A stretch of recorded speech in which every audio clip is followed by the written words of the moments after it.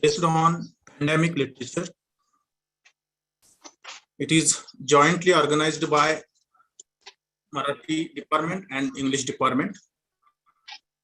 It is a very serious issue which is going to highlighted by the department, both department. The panic in modern literary narratives. Pandemic काळातील वाङ्मय निर्मिती. Pandemic या काळामध्ये जगाच्या भावना किंवा जगामध्ये राहणाऱ्या लोकांच्या भावना काही प्रमाणात बोथट झाल्या, पण काही लोकांच्या भावना या संवेदनशील पण होत्या.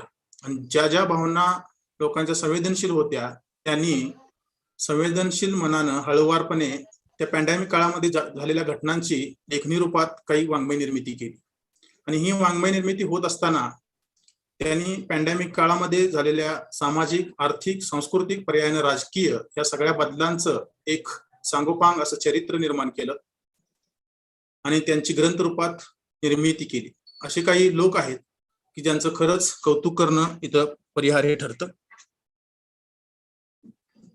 जगाला एक वेगळीच अशी भूमिका मांडावी अशी वाटली त्या काळात.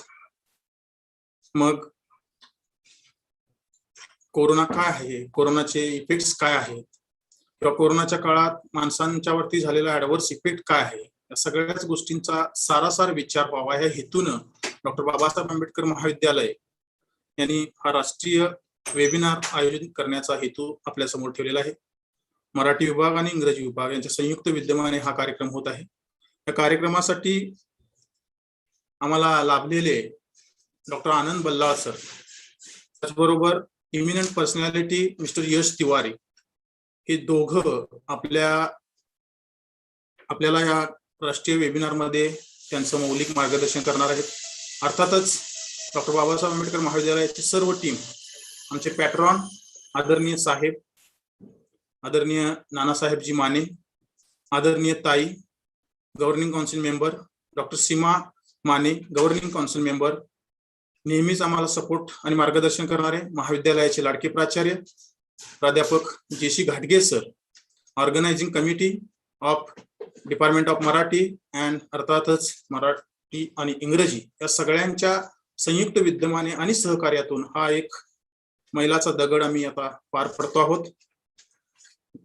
कार्यक्रमाची सुरुवात इंग्रजी विभागाचे विभाग प्रमुख डॉक्टर आर कुलदीप यांनी या कार्यक्रमाचा हेतू स्पष्ट करावा असे मी त्यांना विनंती करतो. Doctor R Kuldeep.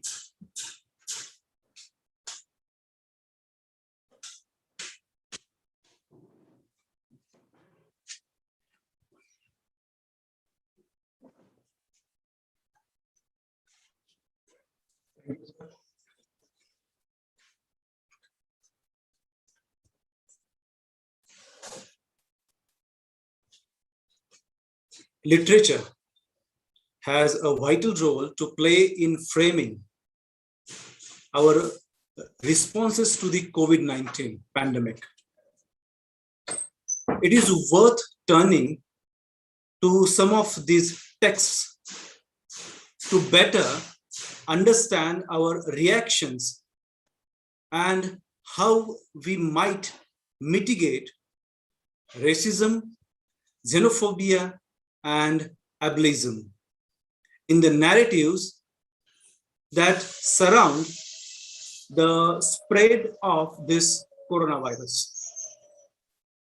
Now, from the laptops scattered around the world, the students are discovering that literary texts are not only keeping them connected to one another, but also helping them grapple with their own experience during the pandemic. The other day, my friend and convener of this function, Dr. S.V. Padmakar, said, As you can imagine, my students, most of whom intend to go to higher studies, have a lot of things to say. Some of them have been personally affected by COVID-19. Some have experienced family loss. They share valuable insights on the role of the humanities in this historical moment. He and we all adapted the syllabus, class discussions, and assignments in several ways to bring the pandemic into focus. He encouraged free-form discussion on what our societies are experiencing and how we can read and approach these events through the lens of literature. As we all know that despite being a world-scale pandemic, it is referred to as the Chinese virus or the Wuhan flu. Literary works are works of art. Storytelling and plot construction are tools that individuals and societies employ to make sense of illness and health, to build meaningful totalities out of scattered events and phenomena. Students are exploring texts across genres, centuries, and the world. From Chekhov's William Carlos Williams and Novel L. Sadhvi's autobiography, Doctor Stories, to Yan Liang's 2006 novel, Dream of Ding Village, based on a real-life blood-selling scandal in contemporary China. From Gogol's and Lu Xun's Madman's Diaries to Kazuo Ishiga's 2005 dystopic novel, Never Let Me Go. From British neurologist author Oliver Sacks' clinical tales to Anne Fadiman's 1997, The Spirit Catches You and You Fall Down. A Hmong child, her American doctors, and the collision of two cultures. And in the same list, we find the names of our panelists, Dr. Anand Balla, and the veteran Marathi author, and the Yash Tiwari, the young and dynamic and international author figure. Their books, Quarantine and Pandemic 2020, are milestones in this regard. Today's webinar will be definitely an intellectual feast, and I'm sure that we all will like it. Once again, welcome you all, and thank you so much.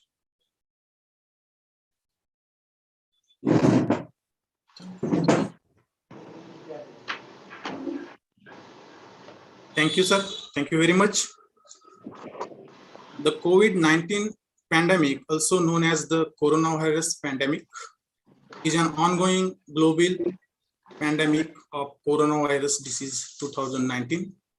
It adverse effects on various phenomena. Thank you very much. Now I request Professor S.V. Padmakar sir Head Department of English, to introduce today's chief guest, Dr. Anand Ballar, who is going to share the first plenary session. Dr. S.P. Padmakar, sir. धन्यवाद sir. सर्वांना मैत्रीपूर्ण नमस्कार. Jayaprakash education सोसायटीचे doctor Babasaheb Ambedkar महाविद्यालय पेठवडगाव या महाविद्यालयातील इंग्रजी विभाग आणि मराठी विभागाच्या वतीने कोरोना काळातील वाङ्मय निर्मिती या वर्तमान परिस्थितीला साजेशा अशा केंद्रवर्ती विषयावर कानपूरचे इंग्रजीचे कादंबरीकार यश तिवारी आणि आजरा महाविद्यालय आजरा या ठिकाणी मराठीचे विभाग प्रमुख म्हणून कार्यरत असणारे, ज्यांची क्वारंटाईन कादंबरी आहे असे डॉक्टर आनंद बल्लाळकर या दोन लेखकांच्या साहित्य निर्मितीवर स्वतः लेखकांचा संवाद या ठिकाणी संपन्न होतोय.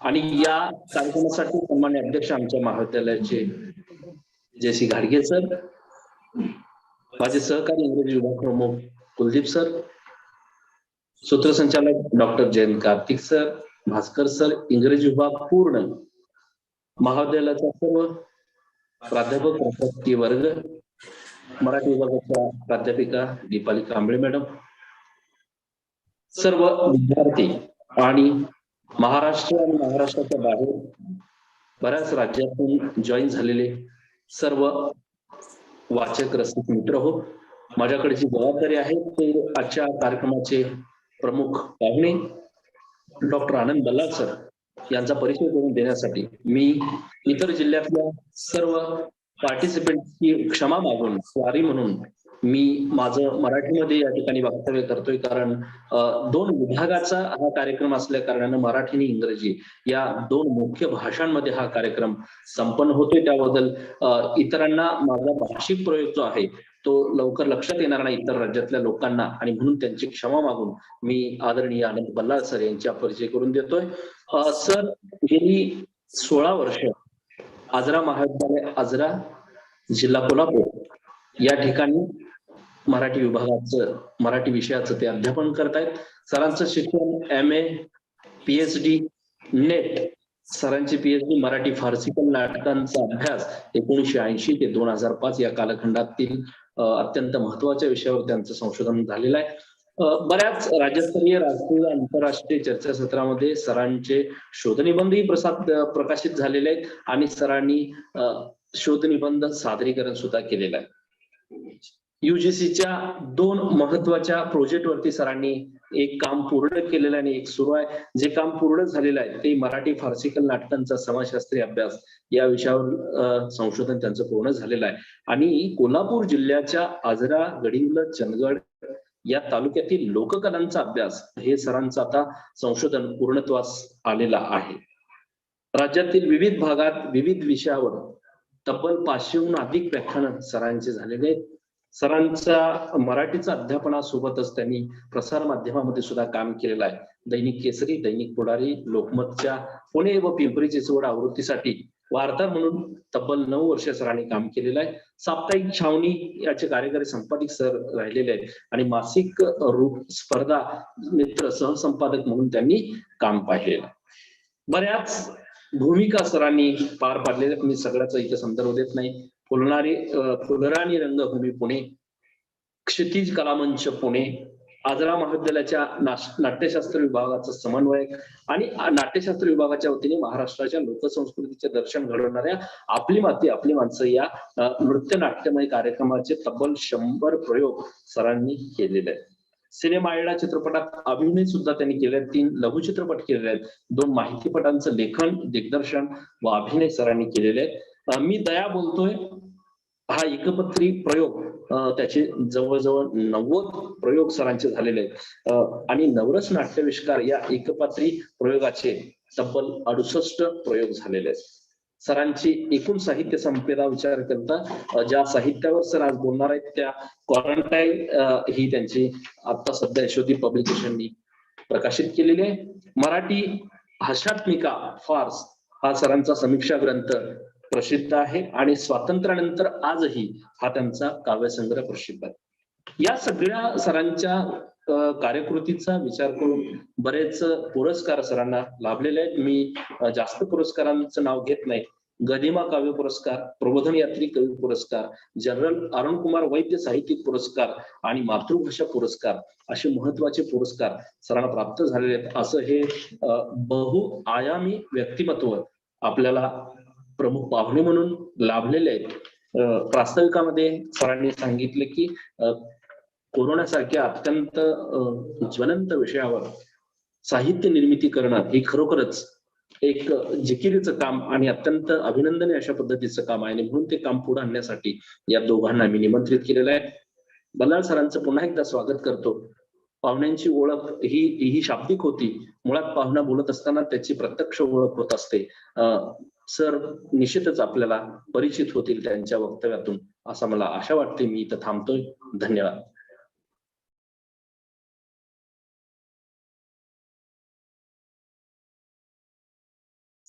धन्यवाद.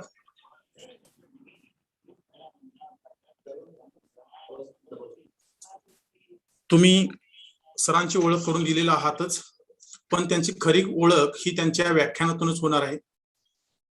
The COVID-19 pandemic has resulted in over 4.3 million confirmed cases and over many deaths globally. It has also sparked fears of an impending economic crisis and recession. Social distancing, self-isolation, and travel restrictions have led to a reduced workforce across all economic sectors and caused many jobs to be lost. Schools have closed down, and the need for commodities and manufactured products has decreased. कदाचित सगळ्यांनाच कमी अधिक प्रमाणात या corona व्हायरसचे adverse effect किंवा जी महामारी आहे त्याचे दुष्परिणाम माहीतच आहेत. त्याचाच परिपाक म्हणून डॉक्टर आनंद बल्लाळ सरांनी आताच जी त्यांची प्रदर्शित झालेली किंवा पब्लिश झालेली जी कादंबरी आहे क्वारंटाईन, सगळ्यांच्याच परिचयाचा हा शब्द आहे क्वारंटाईन.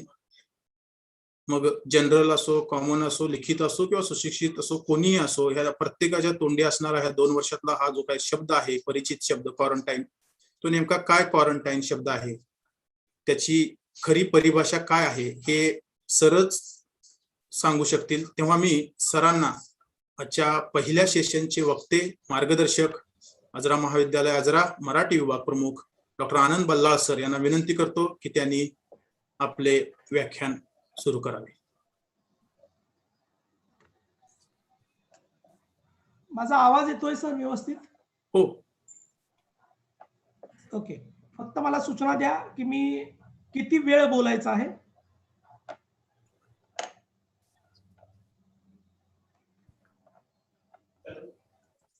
हॅलो प्रतीक सर, मी किती वेळ बोलाय? 40 मिनिटं sir. Okay okay okay okay ठीक आहे, सुरू करतो मी. भारतरत्न डॉक्टर बाबासाहेब आंबेडकर महाविद्यालय पेठ वडगाव इंग्रजी आणि मराठी विभाग यांच्या संयुक्त विद्यमाने the pandemic and modern literary narrative अर्थात कोरोना काळातील वाङ्मय नीती या अनुषंगानं आज होत असलेल्या राष्ट्रीय वेबिनार मध्ये या महाविद्यालयाचे प्राचार्य, ज्यांच्यामुळे मला ही संधी मिळाली, ते डॉक्टर जे.सी. घाडगे सर, इंग्रजी विभागाचे प्रमुख डॉक्टर आर कुलदीप सर, माझे सन्मित्र आणि मराठी विभागाचे प्रमुख डॉक्टर एस.व्ही. पद्माकर, या महाविद्यालयातील सर्व प्राध्यापक, प्राध्यापकेतर वर्ग, सर्व विद्यार्थी, सूत्रसंचालन करणारे सर आणि या वेबिनार साठी उपस्थित असलेले सर्व मान्यवर. आज माझी नुकतीच यशोदीप पब्लिकेशन पुणे यांच्या वतीनं आयोजित झालेली, प्रकाशित झालेली क्वारंटाईन ही जी कादंबरी आहे, या कादंबरीच्या अनुषंगानं मला बोलण्याची संधी प्राप्त होते. खरं बघायला गेलं तर एखाद्या लेखकाला त्याच्याच पुस्तकावर खूप कालावधीनंतर बोलायची वेळ येते. मला खूपच लवकर बोलण्याची संधी मिळाली आणि त्यामुळे या कादंबरीच्या अनुषंगानं मला माझी काही मतं आपल्या समोर ठेवता येत आहेत. त्याबद्दल मी आमचे मित्र पद्माकर यांना खूप मसून व्यक्त करतो. मुळात कोणताही साहित्य, कोणताही लेखक हा समाज जीवनाशी संबंधित असतो. कारण ती साहित्य ही त्या त्या समाजाचं प्रतिबिंब त्या साहित्यामध्ये पडलेलं असतं. त्या या व्याख्यानाला सुरुवात करण्यापूर्वी हा जो संबंध लॉकडाऊनचा जो काही टप्पा सुरू आहे, पहिला झाला, दुसरा झाला, ऑक्टोबर मध्ये म्हणे तिसरा येणार आहे. या लॉकडाऊनच्या भयान काळामध्ये जगण्यासाठी, जगवण्यासाठी आणि जगण्याशी झुंज देता देता जगण्यापुढं नतमस्तक झालेल्या सर्वांना मी अगोदर या ठिकाणी विनम्र अभिवादन करतो आणि माझ्या विषयाला सुरुवात करतो. साहित्य आणि समाज ह्या दोन्हीचा अत्यंत निकटचा संबंध हे आपल्या सगळ्यांना ठाऊक आहे. Literature is the large mirror of our life असं आपण काय म्हणतो. आपल्या जीवनाचं अतिशय सुंदर असं चित्रण हे साहित्यामध्ये पडत असतं. आणि लेखक हा तर मुळातच संवेदनशील असावा लागतो, भावनाशील असावा लागतो. त्यामुळं त्याला समाजामध्ये घडणाऱ्या विविध घटकांचा परिणाम हा त्याच्या मनावर, त्याच्या मेंदूवर पटकन होत असतो आणि त्यातूनच त्याचं साहित्य पुढे चालत असतं. म्हणूनच मी आता विधान केलं की साहित्याची वाटचाल ही समाज जीवनाला समांतर अशीच चालत असते. कारण लेखक सभोवती घडणाऱ्या घटनांना लगेचच प्रतिक्रिया आपल्या साहित्यातून व्यक्त करत असतो. आणि हेच साहित्य ज्याला आपण समकाल साहित्य म्हणतो, समकालीन साहित्य म्हणतो. या समकाळाशी जाणारं साहित्य हे लेखक जिथं घडवतो. आता हे करत असताना तो काय करतो? तो फक्त साहित्य निर्मिती करतो का? तर नाही. तो आत्मशोध घेत जातो स्वतःचा, समाजाचा. भोवतालचा जो काही प्रश्न उभे राहतात त्या भोवतालच्या प्रश्नावर तो उत्तर शोधत राहतो. आपापल्या परीने त्याला जी वाटेल तो त्या पद्धतीने शोधतो. योग्य अयोग्य बाजूला ते समीक्षक ठरवतील. परंतु तरीही त्याला जे वाटतं आहे ते तो आपल्या शब्दामध्ये मांडत जातो आणि त्या प्रश्नाची उत्तर शोधण्याचा प्रयत्न करतो. त्याची उकल होते का ते पाहण्याचा प्रयत्न करतो. आता त्यासाठी जे जे विविध वाङ्मय प्रकार आहेत, म्हणजे आपण मधल्या काळात बघितलंय की लॉकडाऊनवर किंवा कोरोनाच्या अनुषंगाने कविताही लिहिल्या गेल्या, कथाही लिहिल्या गेल्या. कोरोना काळातल्या प्रेमकथा नावाचं पुस्तक सुद्धा प्रसिद्ध झालं. त्याच्यानंतर कादंबरी हा तर अतिशय विस्तृत असा व्यक्त होण्यासाठीचा साहित्य प्रकार आहे. आणि त्यामुळं समाज जीवनाला विविध अंगानं भिडण्यासाठी अनेक लेखक कादंबरी या वाङ्मय प्रकाराचा उपयोग करून त्यामुळं हा कोरोनाचा जो काही व्यापक पट होता, विस्तीर्ण पट होता, तो पट व्यक्त करण्यासाठी मला ही कादंबरी हा वाङ्मय प्रकार वापरावा. खरं तर या कादंबरीच्या शीर्षकापासून थोडीशी सुरुवात करतो की मीही या कादंबरीचं शीर्षक लॉकडाऊन असंच ठेवलेलं होतं, असंच मी लक्षात घेतलेलं होतं. मुळात काय झालं की ज्या वेळेला 17 मार्च 2020 ला शासनादेश आले, महाविद्यालय बंद पडली, विद्यालयांना सुट्ट्या देण्यात आल्या आणि वर्क फ्रॉम होम ही संकल्पना जन्माला आली. अर्थात अनेक ज्या काही इंटरनॅशनल कंपन्या आहेत त्या कंपन्यांमध्ये म्हणा किंवा परकीय कंपन्यांमध्ये म्हणा वर्क फ्रॉम होमची संकल्पना आहे. परंतु शाळा महाविद्यालयांमध्ये वर्क फ्रॉम होम ही संकल्पना आजपर्यंत अस्तित्वात नव्हती. ती या कोरोनाच्या काळामध्ये वर्क फ्रॉम होमची संकल्पना सुरू झाली. खरं तर जे काम चुकार काही होते त्यांना ही चांगली संधी मिळाली होती. त्यांना असं वाटलं की चला आपलं आयत्या सुट्ट्या मिळाल्या, अगदी हक्काच्या सुट्ट्या होत्या आता या. काही प्राचार्यांनी वर्क फ्रॉम होम जरा थोडस आग्रहानं धरलं आणि त्यामुळे आग्रह सुरू झाला. काही जण नियमितपणे तास घेत होते.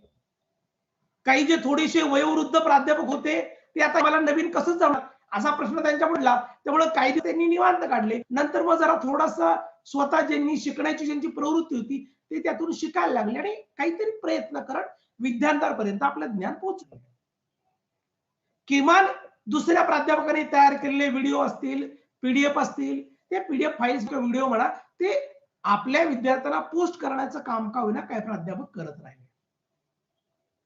आता वर्क फ्रॉम होमची संकल्पना ही भारतापुढं किती अवघड आहे हे या आपल्याला पॅन्डेमिक मध्ये या महामारीच्या काळामध्ये लक्षात आलेलं आहे. मलाही सुरुवातीला फार आनंद वाटला, बरं वाटलं, मजा वाटली. वर्तमानपत्र घ्यायची, वर्तमानपत्र चाळायची, टीव्हीवरच्या बातम्या बघत बसायच्या, सोशल मीडियावर व्हॉट्सअपला काय आले, फेसबुकला काय आले, असे दिवस छान चालले होते. आणि एक दिवस मला असं वाटायला लागलं की अरे हे सगळं जे आहे ते आपल्या आजूबाजूला घडतं आहे, ह्याच्यात आपणही कुठेतरी घटक आहोत, आपलाही यात महत्वाचा भाग कुठेतरी आहे आणि याचा परिणाम आपल्यावरही होतो आहे. तो परिणाम जाणवला. सकाळी भाजीवाले ज्या वेळेला दारात यायला लागले त्यावेळेला लक्षात आलं की भाजीवाल्यांचे दर चढे दर आहेत. मावशीवाली घरात भांडी वगैरे धुणाऱ्या जी मावशी होती ती मावशी 2-2 दिवस येईना, आली तरी ती लांब लांब थांबायला लागली, काही कळेना. आणि मग या सगळ्यामुळे लक्षात आलं की आपलं जीवनही कुठंतरी वेगळं व्हायला लागलं. कधीही चुकून कधीतरी एखाद्या अँब्युलन्सचा सायरन वाजत असायचा, तो सतत घर रस्त्याच्या थोडस जवळ असल्यामुळे मुख्य रस्त्याच्या सातत्यानं अँब्युलन्सचे सायरन ऐकायला यायला लागले.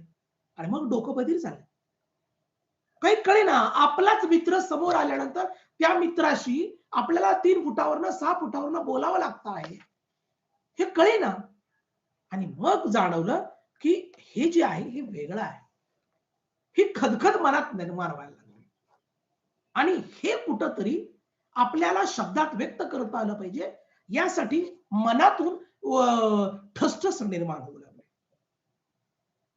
मला असं आठवते नक्की आणि मी माझ्या कादंबरीच्या मनोगतात सुद्धा तो मुद्दा लिहिलेला आहे. 20 एप्रिलचा दिवस होता. 20 एप्रिल 20 एप्रिलला दुपारी जेवण झाल्यानंतर, मी शक्यतो दुपारी झोपत नसल्यामुळे दुपारी जेवण झाल्यानंतर मी कॉम्प्युटरला माझ्या जुन्याच जे काही लिखाण केलेल्या ज्या वह्या होत्या त्या वह्या काढल्या आणि चला किमान टाईप करून ठेवूया म्हणून कथांची वही काढली आणि त्यातल्या कथा टाईप करायला सुरुवात केली. पहिली कथा टाईप करत होतो आणि त्याच वेळेला मला असं वाटायला लागलं की अरे या कथेच्या कथानकामध्ये काहीतरी वेगळं माझ्याकडनं लिहायला सुरुवात झाली, वेगळं काहीतरी मला सुचायला लागलंय. मग हे वेगळं काय होतं, तर हे वेगळं या कोरोनाच्या अनुषंगानं आपोआप व्यक्त व्हायला लागलं. मी जवळजवळ जेवढं व्यक्त होत जाईल तेवढं व्यक्त होत गेलो, लिहित गेलो. मला वाटतं अंदाजे 4-5 दिवस झाल्यानंतर मी ते जेवढं काही लिखाण झालं होतं 31-35 पानाचं, ते माझे मित्र काही होते त्या मित्रांपर्यंत पोहोचवलं आणि म्हटलं जरा हे वाचून बघा कसं वाटतंय. आणि त्यांनी वाचलं आणि त्यांनी सांगितलं सर हे तुम्ही खूप वेगळं काहीतरी लिहायला लागलाय, हा ज्वलंत विषय आहे, हे आजूबाजूला घडतंय आपल्या आणि हे तुम्ही नाही सांगत आहे, हे आमचं आम्हाला वाटायला लागलंय की आम्ही बोलायला लागलोय, जरा पुढे लिहा. माझा धीर वाढला आणि त्यानंतर मी लिहित गेलो. मुळात मला एक माझ्या मनात पक्क होतं की मला जे लिहायचं आहे ते आता नवीन वर्गासाठी लिहायचं आहे, नवीन वाचक वर्गासाठी लिहायचं आहे. आणि आपल्या सगळ्यांना ठाऊक आहे की नवीन वाचक वर्ग आता 400-500 पानाच्या कादंबऱ्या वाचण्याच्या फंदात पडत नाही. ते आता ईबुकच्या जमान्यात जगणारी माणसं आहेत. त्यांना आता छोटं छोटं जितकं मिळेल तितकं वाचून त्यांना त्यांचं मन तृप्त होत करण्याची गरज आहे. आणि त्यामुळं आपल्या कादंबरीचा अवकाश जरी मोठा असला तरी तिचा विस्तृतपणा आपण खूप वाढवायचा नाही, यासाठी त्यातला पाल्हाळीपणा काढायचा हे मी ठरवलं होतं. नाहीतर ही कादंबरी मला खूप मोठी करता आली असती, एक एक प्रसंग प्रचंड मोठा करता आला असता. परंतु मी अवघ्या 125-127 पानांमध्ये ही कादंबरी आटोपती घेतली, कारण मला ही नवीन पिढीला लिहायची होती. दुसरा एक महत्वाचा मुद्दा होता तो म्हणजे अलीकडं खूप किमतीच्या कादंबऱ्या विकत घेऊन वाचण्याचा परिणाम खूप कमी आहे. म्हणजे प्राध्यापक स्वतः सुद्धा किती कादंबऱ्या विकत घेतात हा फार मोठा प्रश्न आहे. सात पाटील कुलवृत्तांत किती जणांनी वाचले असेल, हिंदू किती जणांनी वाचले असेल, विकत घेऊन आपण दुसरा प्रश्न. त्यामुळे विद्यार्थ्यांना जर आपण वाचा वाचा म्हणत असू तर जितकं सोपं जितकं त्यांच्या हातात देता येईल ती मला द्या. मला चांगलं आठवतं की मी ज्या वेळेला महाविद्यालयात जरा कोणावर चालू आहे, जरा कृपया बंद करायला सांगा. माईक जरा कोणाचं तरी चालू आहे एक. ओके ओके ओके बंद झालेला आहे. ज्या वेळेला मी महाविद्यालयात होतो त्यावेळेला कविता हा वाङ्मय प्रकार खूप जण वापरत होते, खूप जण हाताळते आणि त्यामुळे एवढे कवी झाले होते पण कविता वाचण्याचा प्रमाण कमी झालं. कविता संग्रह विकत घेण्याचं प्रमाण कमी झालं होतं. त्यावेळेला चंद्रशेखर गोखले नावाच्या लेखकाचं कवीचं एक छोटस मी माझा नावाचं पॉकेट बुक मराठीमध्ये प्रसिद्ध झालं आणि अक्षरशः मला आठवतंय की ते पुस्तक माझ्यासारख्या अनेक कॉलेज तरुणांच्या खिशामध्ये पुस्तक होतं. अनेक कॉलेज तरुणांच्या हातामध्ये ते पुस्तक होतं की ज्यामुळं परत तरुण वर्ग कवितेकडे वळलेला होता. त्यामुळे मलाही मी फिक्स केलेलं होतं का खूप मोठं लिहायचं नाही आणि मला त्या पोरांच्या भाषेत लिहायचंय, मला युवा पिढीच्या भाषेत लिहायचं आहे. त्यामुळं जितकी कमीत कमी मला किंमत ठेवता येईल तितक्या कमीत कमी किमतीत मला हे पुस्तक द्यायचं. हा झाला त्या पुस्तकाच्या निर्मिती संदर्भात होता. 20 एप्रिलला लिखाण सुरू केलं मी. 5 मेला माझी कादंबरी लिहून पूर्ण झाली. 5 मेला मुद्दाम तारखा काही सांगतो आहे, आपलं भाषण रेकॉर्ड होतंय म्हणून मुद्दाम सांगतो. 5 मेला माझी कादंबरी लिहून झाली आणि मी माझे पुण्याचे मित्र मराठी विभाग प्रमुख प्रभाकर देसाई सर यांना मी ती कादंबरी पाठवली, कारण त्यांनीच मला ते सांगितलं होतं की मला लगेच पाठव म्हणून. पाठवली. त्याने एका मोठ्या प्रकाशकाला ते लगेचच पाठवलं आणि हा ज्वलंत विषय, अलीकडचा विषय, जरा लवकर काम करता येतं का पहा. परंतु मराठी प्रांतामध्ये लेखकाचा नवखेपणा आणि ओळखी पाळखी हा मुद्दा फार थोडासा महत्व ठरतो हे मला या अलीकडच्या काही महिन्यांमध्ये लक्षात आलं. कदाचित माझं नवखेपण असेल त्यामुळं मला त्यांनी ते पुस्तक माझं द्यायला घेतलं नाही किंवा वेळ लावला त्यांनी फार. दरम्यानच्या काळामध्ये मराठीमध्ये लॉकडाऊन या शीर्षकाच्या 2 कादंबऱ्या सप्टेंबर 2020 मध्ये आल्या. मला आतल्यात सलायला लागलं की असं नाही चालणार, मला माझी पुस्तक माझं जे आहे ते मला आलं पाहिजे होतं ते. मग मी माझ्या जुन्या स्नेही होत्या त्या प्राध्यापिका डॉक्टर रुपाली अवचले मॅडम, यशोदी पब्लिकेशनच्या प्रमुख, त्यांना मी विनंती केली आणि त्यांच्या वतीनं, त्यांच्या प्रकाशनाच्या वतीनं मी ते पुस्तक प्रकाशित केलं. अर्थात माझा हा आग्रह नाही आहे ही कादंबरी पहिली ठरावी वगैरे, हा आग्रह नाही आहे आणि हा आग्रह असता कामही नाही. पण मला फक्त एवढंच म्हणायचं होतं की काळ जो आहे त्या काळातच लोकांपर्यंत हे पुस्तक जावं, ही माझी भूमिका होती. दुसरी गोष्ट की मला माझा जो आजरा, गडिंग्लज, चंदगड हा जो एरिया होता त्या एरियाच्या खूपशा बाहेर जायचं नव्हतं मला, कारण मी माझ्या आजूबाजूलाच असंख्य उदाहरणं पाहत होतो की ज्यांच्यावर कोरोनाचा प्रभाव झालेला आहे. मग मी कशाला चीनमध्ये जाऊ, अमेरिकेत जाऊ, दिल्लीत जाऊ, इव्हन पुण्या मुंबईत जाऊ की तिथं काय घडायला लागले, काय झाले, काही गरज नव्हती मला. कारण माझ्या आजूबाजूला शेतकरी बांधव होता, माझ्या आजूबाजूला पौरोहित्य करणारे भटजी होते, माझ्या आजूबाजूला दुकानदार छोटे छोटे होते, माझ्या आजूबाजूला ज्यांचं हातावरचं पोट आहे असे अनेक व्यावसायिक होते की ज्यांचे धंदे गेलेले होते, जे उद्योग बुडालेले होते, ज्यांची दुकानं बंद झालेली होती. या सगळ्यांच्या समस्या माझ्यापुढे होत्या. एक महामारी मानवाचं जीवन इतकं उद्ध्वस्त करू शकते, म्हणजे ज्या वेळेला महाराष्ट्रामध्ये त्यावेळेला एकदा कोल्हापुरातलं ज्योतिबा बंद झालं, त्याच्यानं आता कोरोनाच्या काळामध्ये बंद. इतकं कोरोनाचं वापर खरोखरच परिणामकारक होतं का, किंवा मी आजही म्हणतो आहे का. आणि म्हणूनच मी या कादंबरीमध्ये विविध घटक आणले, त्याच्यामध्ये डॉक्टर सावरकर आहेत, प्राध्यापक पटेकर आहेत, गावातला पक्या आहे, सुश्या आहे, सुमे आहे की जो मुस्लिम वर्गातून आलेला आहे, शांता काकी आहे की महिला वर्गाचं प्रतिनिधित्व करते आहे, असे अनेक जण, किंवा स्वतः कोरोनाचा जो काही सगळा काळ आहे तो काळ भोगलेला स्वतः आनंद किसन पवार आहे. मला एकाला सहज विचारलं की लेखक जो आहे त्या लेखकाचं नाव तुम्ही आनंद का ठेवलंय, म्हणजे तुमचं स्वतःवर खूप प्रेम आहे काय, स्वतःच्या नावावर खूप प्रेम आहे काय? तर म्हटलं नाही, तसं नाही. म्हटलं मुळात माझं नाव, त्या नावाचा जो अर्थ आणि या कादंबरीतल्या नायकाच्या वाट्याला आलेलं वर्तमान याच्यामध्ये प्रचंड विषमता आहे, याच्यामध्ये प्रचंड फरक आहे. आणि म्हणून नाव काही असलं तरी त्याच्या वाट्याला येणारं दुःख वेगळं आहे, म्हणून त्याचं शीर्षक मी आनंद हेच मला ठेवलं जास्त योग्य वाटलं. त्यामुळे ते माझ्या नावाचा प्रेम वगैरे असा काय मुद्दा त्याच्यामध्ये काही नाहीये.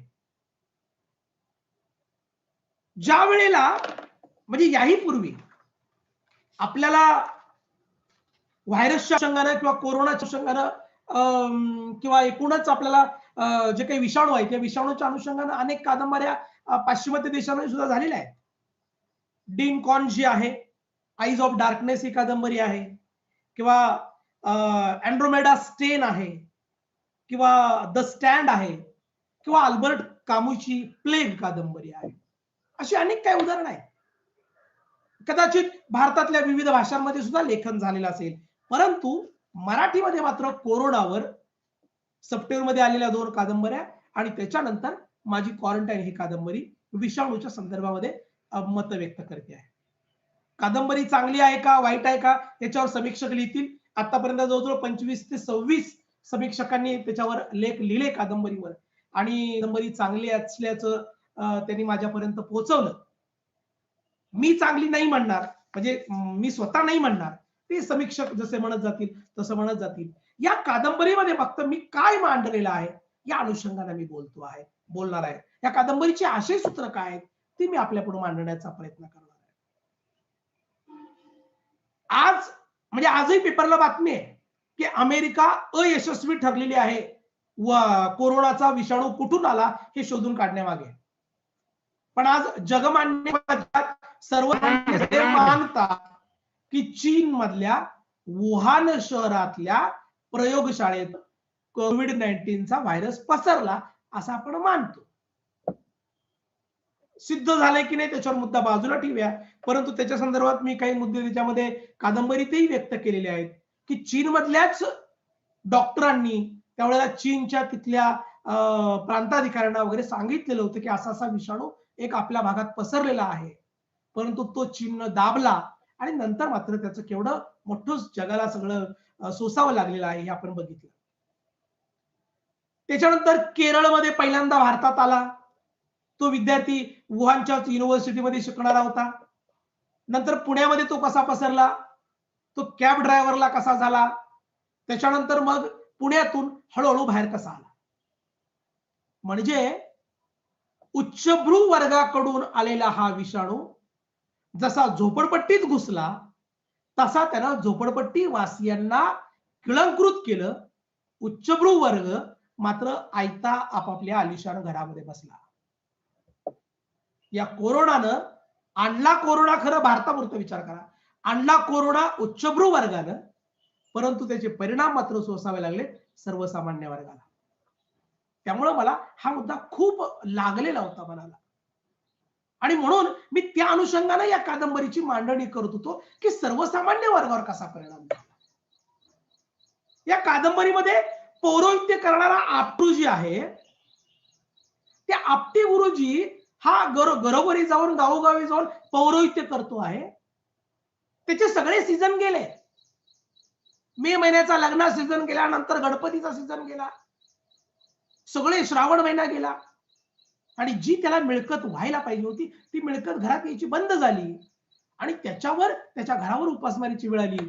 त्यामुळे मुंबईत काम करणाऱ्या आनंदकडे पैसे मागण्याशिवाय त्यांच्याकडे पर्याय राहिला नाही. तो आनंदकडून पैसे मागतो.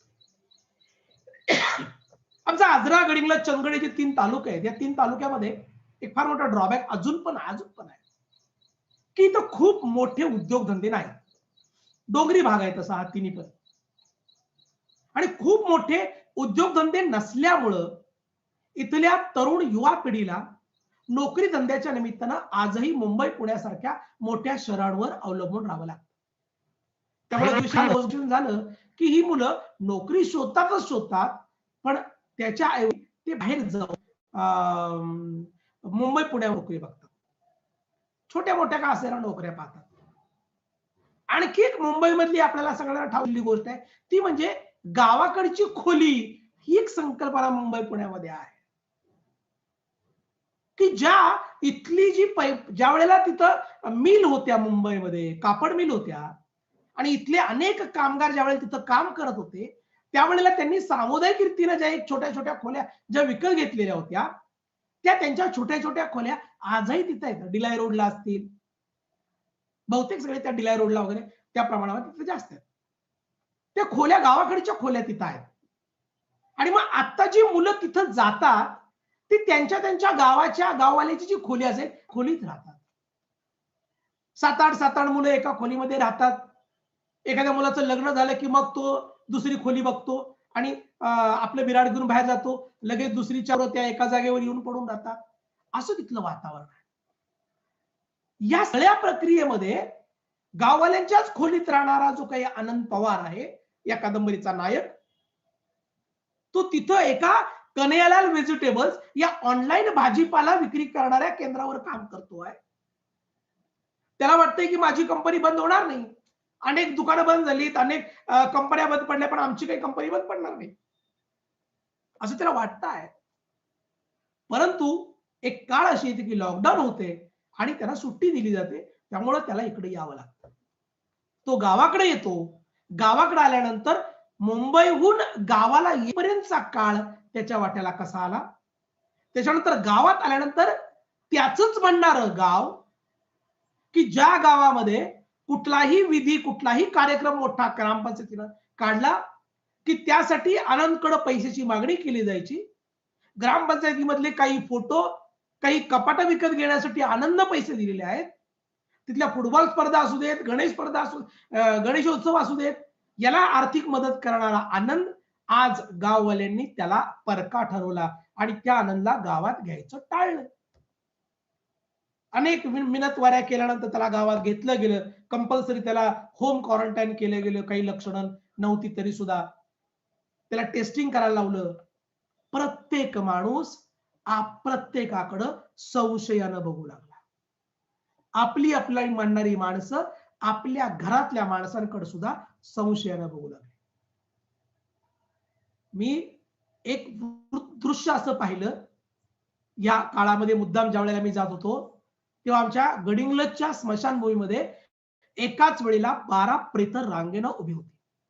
त्या 12 प्रेतातल्या प्रत्येक प्रेताजवळ त्याच्यापासून काही फुटावर माणसं रडत होती, पण 2-3 प्रेत अशी होती की त्यांच्या आसपास कोणी नव्हतं.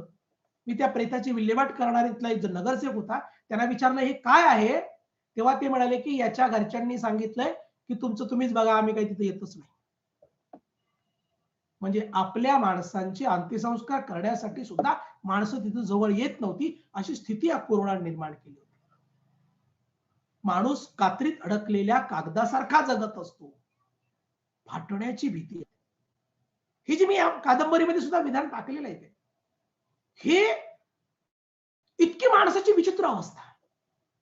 माणसाला आपलं कोण, परक कोण हे काही कळत नव्हतं. आणि त्यामुळं हा कोरोना कसा इथं आला, गावावर कसा त्याला परिणाम केला, इथला शेतकरी जो आहे त्या शेतकऱ्यानं, या कादंबरीमध्ये एक शेतकरी आहे सुतार नावाचा, त्यानं स्वतःचा शेतातला सगळा टोमॅटो जो होता त्या टोमॅटोवर त्यानं ट्रॅक्टर घातला उभ्या पिकात, आणि जे रस्त्याला चालले होते त्यांना हे घेऊन जावं म्हणून त्यांच्या पिशव्या भरून त्याला टोमॅटो देऊन टाकला, त्याला फुकट देऊन टाकला. कारण भावच मिळेना, शेतमालाला भाव नाही, लॉकडाऊन झाला, गाड्या बंद, इकडचा माल दुसरीकडे जात नव्हता, शेतकऱ्यांवर त्यांचा परिणाम झाला.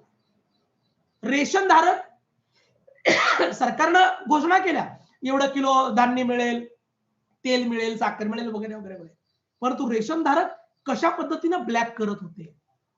त्यावेळेला अंगठ्या घ्यायला परमिशन केली होती आणि त्यामुळं आपण दुकानदार आपलाच अंगठा कसा लावायचे, वजन कशी मारायचे, याची बरेचसे प्रकार भ्रष्टाचाराची चित्रण वृत्तपत्रामध्ये दाखवून येत होती.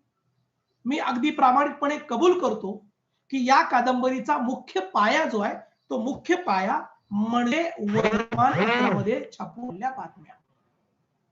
वर्तमानपत्रातल्या बातम्या हा या कादंबरीचा मुख्य आधार आहे आणि त्यामुळे मी माझ्या मनोगतात सुद्धा वर्तमानपत्रांचा आभार मानलेला आहे.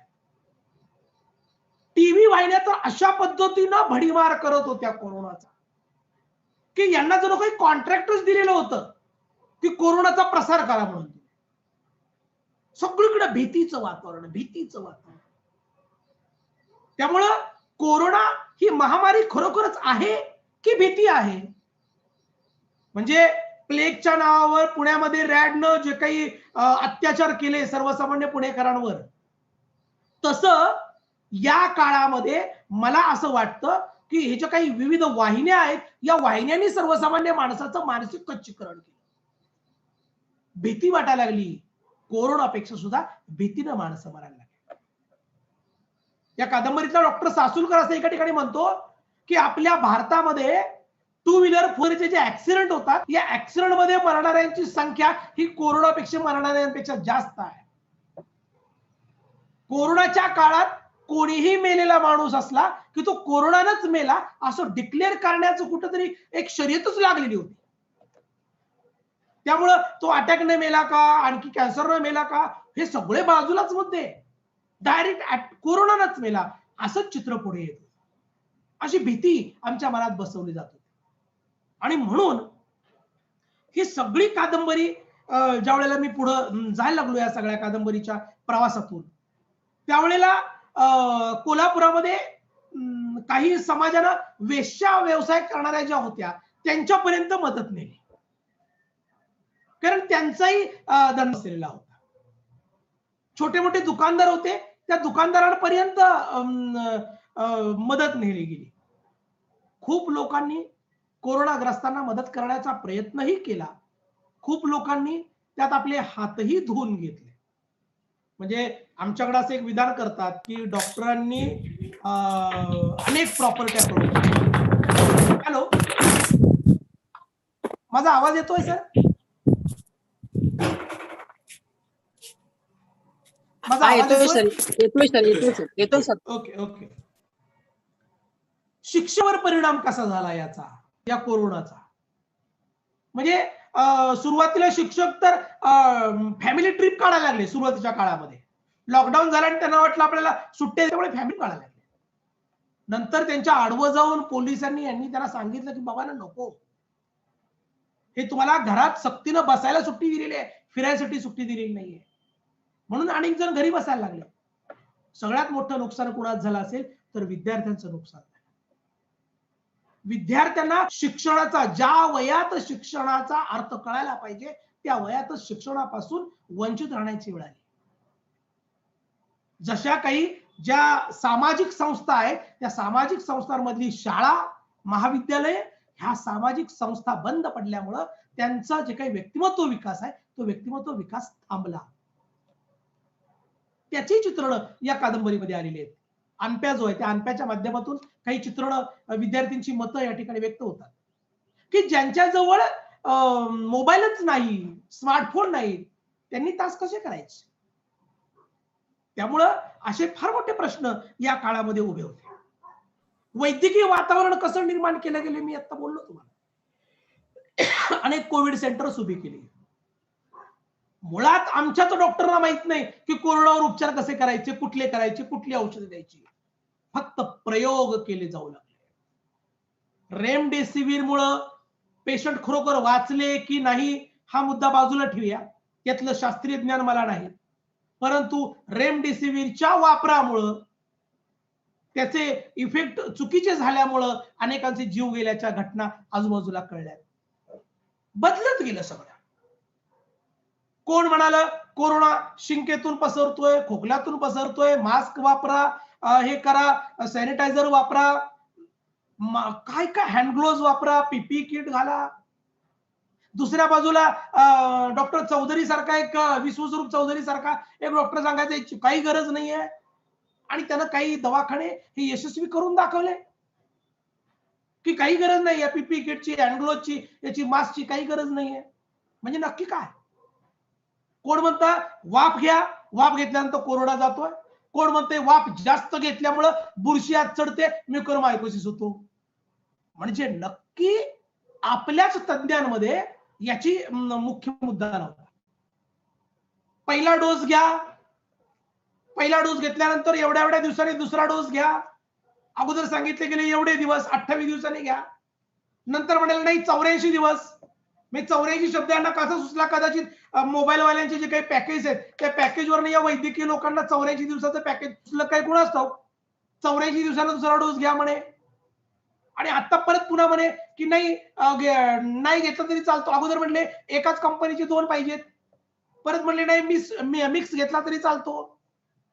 म्हणजे प्रत्येक वयोगटातल्या लोकांना डोस, आता लहान मुलांना डोस. मुळात आजही वैद्यकीय दृष्ट्या पोलिओ सारखे डोस हे खरोखरच सक्सेसफुल आहेत का याच्यावर अजूनही संशोधन सुरू आहे. आणि आम्ही कोरोनाचे डोस मात्र आता घेतोय. सुरुवातीला 250 रुपयाला मिळणारा डोस आज 780 रुपयाची किंमत करून ठेवलेली आहे. म्हणजे नक्की याच्या मागे बिझनेस आहे काय? असे अनेक मुद्दे या कादंबरीच्या अनुषंगाने एक डॉक्टर सासुलकर नावाचा जो डॉक्टर आहे तो डॉक्टर या ठिकाणी व्यक्त करतो आहे.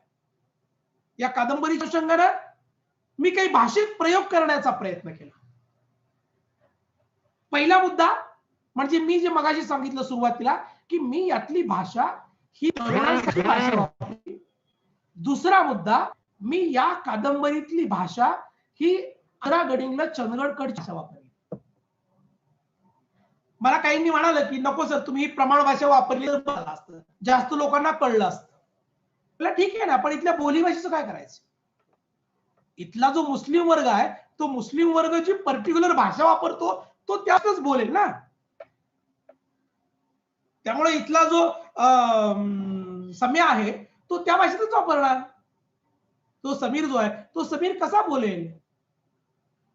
कारण तबलिगी समाजानं कोरोना पसरवला असा आरोप ज्या वेळेला समस्त मुस्लिम समाजावर केला गेला त्यावेळेला त्याची पोटतिडीक जी आहे ती पोटतिडीक व्यक्त करणं गरजेचं होतं. एक पोलीस काय म्हणतो आहे त्या पोलिसाचं मत व्यक्त करणं गरजेचं होतं मला. कारण आम्ही आमचं घरदार सोडून रस्त्यावर उभं राहतो आहे आणि तुम्हाला सोपवण्याचं काम करतोय, बाबांनो घरात बसा पडतोय, तरी पण तुम्ही आपलं 2 व्हीलर 4 व्हीलर तुम्ही येताय, हे काय प्रकार आहे? आणि म्हणून त्यांनाही आम्हाला कुठंतरी त्या पोलिसांची मतं व्यक्त होणं गरजेचं होतं. बरं, हा जो काळ होता मी ज्यावेळेला कादंबरी लिहित होतो त्यावेळेला नेमकं महाराष्ट्रामध्ये सत्ता कारण प्रचंड मोठ्या प्रमाणात चालू होतं मुख्यमंत्री पदाचं. त्याची दुसरी गती होती. त्यामुळं पोलिसांनाही कोरोना होतोय, लोकांनाही कोरोना होतोय, राजकारणी मात्र जे कोरोना होतोय की नाही याच्याविषयी सर्वसामान्य माणसाच्या मनामध्ये संभ्रम होते. म्हणजे खरोखरच हे झालाय हे खरं सांगतायत का खोटं सांगतायत असे संभ्रम होते लोकांच्या मनामध्ये. झालाही असेल, मला काही त्याबद्दल म्हणायचं नाही, पण लोकांच्या मनामध्ये मात्र शंका कुशंका होत्या, त्या मी व्यक्त केल्या या कादंबरीमध्ये. मग मी याच्यामध्ये व्यावहारिक भाषा वापरली की जी प्रत्यक्ष व्यवहारामध्ये वापरली गेली आहे. इथल्या बोलीभाषेचा वापर केला. मुस्लिम समाज इथली जी समुदायाची भाषा आहे ती समुदायाची भाषा वापरली. त्याच्यानंतर सरकारी कागदपत्रांची भाषा वापरली. म्हणजे मी याच्यामध्ये सम्याला आनंदला पहिला जो रिपोर्ट दिला जातो तो पहिला रिपोर्ट दाखला जो आहे तो दाखला दिला जातो. तो दाखला मी याच्यामध्ये छापला. मला एका समीक्षकाने विचारलं सर त्या दाखल्यामध्ये तुम्ही वाचलं नाही का शुद्ध लेखनाच्या किती चुका आहेत त्यात? मी म्हटलं होय बरोबर आहे म्हटलं. सरकारी यंत्रणा जसे दाखले दिले मी आहे असे शब्दप्रयोग मुद्दाम वापरले. त्यात मी शुद्ध लेखन अजिबात मुद्दाम बघितलं नाही. जसं लिहिलंय तसं घेतलं. त्यातला नोटीस त्याला कशी दिली गेली, त्याचे संदर्भ कसे होते ते मी त्याच्यामध्ये छापले. त्याच्यानंतर त्याला इंग्लिश मध्ये सर्टिफिकेट डॉक्टरांनी कसं दिलं ते मी लिहिलं आणि ते मी आहे असं छापलं. त्याच्यानंतर आजऱ्यामधला जो परिसर आहे म्हणजे आजऱ्यातले लेखक डॉक्टर शिवाजीराव आमचे मृत्युंजयकार शिवाजीराव सावंत यांच्या काही पुस्तकामधनं आजऱ्याचा निसर्ग वर्णन आलेलंच आहे. आमचे राजाभाऊ शिरगुप्पे आहेत त्यांच्याकडनंही काही वर्णन आलेलीच आहे. परंतु आजऱ्यातले जे प्रमुख समुदाय आहेत त्या प्रमुख समुदायाची भाषा आणि इथली चित्रण ही या कादंबरीमध्ये मी बऱ्यापैकी पूर्ण करण्याचा प्रयत्न केलेला आहे. चौथी गोष्ट, व्हॉट्सअपची भाषा मी वापरली. आता व्हॉट्सअपची भाषा हाच एक वेगळा परत पुन्हा विषय आहे, परंतु व्हॉट्सअपची लघुत्तरी भाषा आहे, अल्पाक्षरी भाषा आहे, संकेताची भाषा आहे. त्यामुळं ही व्हॉट्सअपची भाषा जी आहे ती व्हॉट्सअपची भाषा मी या ठिकाणी वापरली. काही मोबाईल संदेश होते ते संदेश मी या ठिकाणी वापरले. त्यामुळं असे काही भाषिक प्रयोग मी या कादंबरीच्या अनुषंगाने करण्याचा प्रयत्न केला. त्यामुळं ही कादंबरी लिहित असताना हे विविध घटक माझ्या डोळ्यासमोर होते आणि मी त्या अनुषंगाने ते व्यक्त करण्याचा प्रयत्न केला. कारण लॉकडाऊन चांगला असो किंवा वाईट कसाही असला तरी त्याच्यातल्या रजा ड्रायव्हरच्या बायकोचा जीव जित्याच घेतला होता. या कादंबरीमधला जो रजनीकांत काळे नावाचा जो ड्रायव्हर आहे त्याला ऍक्च्युली दुसऱ्या आजारानं मरतो तो, परंतु कोरोनामुळं त्याला त्याचं प्रेत मुंबईवरून इकडे आणलं जात नाही. मुंबईलाच त्याचा अंत्यसंस्कार केला जातो आणि त्या अंत्यसंस्काराचा व्हिडिओ शूटिंग इकडे त्याच्या बायकोला दाखवलं जातं गावाकडे असलेल्या. याच्यासारखी अतिशय खेदजनक अशी गोष्ट दुसरी कुठली नाही. आप्पा लोंढेला माणसापासूनच दूर जायला भाग पाडलं होतं. आप्पा लोंढे नावाचा गावातला शेतकरी जो आहे तो गावातला शेतकरी त्याचं गावातलं सुद्धा घर सोडून गावाच्या एकदम माळावर त्याचं जे घर आहे त्या माळावरच्या शेतातल्या घरात तो राहायला गेला. आपलं 2-3 महिन्याचं सगळं धान्य धुन्य घेऊन आपली पोरं बाळं वगैरे सगळे घेऊन तिथं गेला होता. म्हणजे गावात राहणाऱ्याला सुद्धा गावाबाहेर काढायचा प्रकार हा कोरोनामुळे झालेला आपल्याला दिसून येतो. सम्याला त्या सम्याला धर्मांधतेच्या चौकटीवर उभं केलं होतं. समस्त मुस्लिम समाजाला गुन्हेगार ठरवलं गेलं होतं. सुशा जो आहे त्या सुशाला आपल्याच माणसांनी लांब फेकलं, त्याला कोरोना झालाय असं त्याच्याविषयीचे चित्र उभं केलं गेलं. त्याचा जो इकडे येऊ नको म्हणून त्याच्याच घरच्याने सांगितलं. आमच्या भागामध्ये कोकणातल्या आजरा चंदगडमध्ये व्हॉट्सअपवर एक क्लिप त्यावेळेला फिरत होती आणि ती क्लिप अशी होती की ते असे सांगत होते व्हॉट्सअपवर मेसेजवर की जे आपले मुंबईतले नातेवाईक आहेत त्यांना सांगवते, या वर्षी तुम्ही मुंबईत असल्याने कुणी गावाकडे येऊ नका. फार फार तर इथले भात तांदूळ फणस काजू जे असतील ते आम्ही एसटीनं तुमच्यापर्यंत पाठवू. म्हणजे माणसं आपल्या जवळ यावीत यासाठी धडपडणारा माणूस या महामारीच्या काळामध्ये माणसं आपल्यापासून लांब असली तर बरं असं म्हणायची वेळ आलेली होती. हे यातनं दिसलं. आणि स्वतः आनंद जो होता त्या आनंदला या कोरोनाचा फटका बसला. त्याला कुठलंही लक्षण नव्हतं तरीही त्याला 2 वेळा 14 दिवसाचा 28 दिवसाचा क्वारंटाईनचा पिरियड पूर्ण करावा लागला. त्याची मानसिकता प्रचंड डळमळीत झाली. एका बाजूला नोकरी जाते की काय अशी स्थिती आणि दुर्दैवानं त्याचा क्वारंटाईन संपतो आणि त्याची इकडे नोकरी गेल्याचा त्याला मेसेज येतो आणि त्या वेळेला त्याला त्याच्यावर आघात होतो की एका बाजूला आपला कोरोनामुळे आपल्याला आघात झाला, आपली नोकरी गेलेली आहे, आता इथून पुढे आपलं काय होणार हा प्रश्न त्याच्या पुढे उभा राहिलेला आहे. आता शांता काकीला घेऊन आपण कसं जगायचं हा प्रश्न त्याच्या पुढे उभा राहिलेला आहे. त्यामुळं भविष्याकडे साशंक नजरेनं त्याला पाहायला भाग पाडलेला आहे. अशी सगळी स्थिती उभी राहिलेली आहे. या प्रत्येक घटकात ज्या सर्वसामान्य कोरोनाच्या महामारीमध्ये मरत होता, अतिशय तडफडत होता किंवा ते वेदना सहन करत होता, त्यावेळेला एका मुख्यमंत्री पदाची जी काही सदस्यत्वाची अडचण होती ती अडचण दूर झाली होती आणि 20 ते 22 मेच्या दरम्यान 9 जागांसाठी निवडणुका होणार असल्याचं सांगून मुख्यमंत्र्यांच्या खुर्चीचा खेळ हा आता थांबणार होता असं चित्र झालं होतं. म्हणजे एका बाजूला माणसं दुःखी होती तर दुसऱ्या बाजूला राजकारण्यांचं सत्ताकारण मात्र एका वेगळ्या टप्प्यावर जाऊन पोहोचलेलं होतं असं चित्र होतं. हे सगळं चित्र पाहिल्यानंतर बाहेर पाऊस पडतो आहे आणि त्या धोधो पडणाऱ्या पावसामध्ये आनंद जातो आणि आनंद स्वतः चिंब भिजून जातो. त्यावेळेला त्याच्या डोळ्यातून अश्रू येत आहेत आणि त्याला एक चार्ली चॅप्लिनचं वाक्य आठवत आहे, I always like walking in the rain so no one can see me cry. स्वतःचं दुःख लपवण्यासाठी कदाचित तो त्या पावसात भिजत असावा असं वाटतं आहे. त्यामुळं मी या कादंबरीमध्ये समकालाचा दस्तऐवज म्हणून मला जेवढं मांडता येईल तेवढं मांडण्याचा प्रयत्न मी केलेला आहे. लोकांना आवडत आहे ती वास्तववादी आहे का, प्रत्येकारिकपणे व्यक्त झालेली आहे का, या अनुषंगाने समीक्षक बोलतायत, लिहितायत, बरंच काही त्याच्या संदर्भामध्ये मांडणी केली जात आहे. परंतु या काळातली भय, बेकारी, अगतिकता, जागतिक संकट, कोंडलेपणाची भावना, जीवनातील क्षणगुरता, मानसिक आंदोलन, विसंगती, या सगळ्या प्रश्नांना भिडण्याचा प्रयत्न मी क्वारंटाईन या कादंबरीच्या माध्यमातून केलेला आहे. या कादंबरीचं यशोदीप पब्लिकेशननं प्रकाशित केली. त्याच्यानंतर या कादंबरीचं ई बुक सुद्धा बुक गंगाच्या माध्यमातून प्रकाशित झालं आणि मला सांगायला आनंद वाटेल की लवकरच क्वारंटाईन या कादंबरीचं इंग्रजी भाषांतर, इंग्लिश भाषांतर होत आहे. 1 महिन्या 1.5 महिन्यामध्ये ही कादंबरी इंग्लिश भाषेत अनुवादित होऊन आपल्या सगळ्यांसमोर येते आहे. वाचकांचं प्रेम लाभत आहे. आपण सगळे विद्वान या कादंबरीच्या अनुषंगानं माझं मत ऐकून घेतात.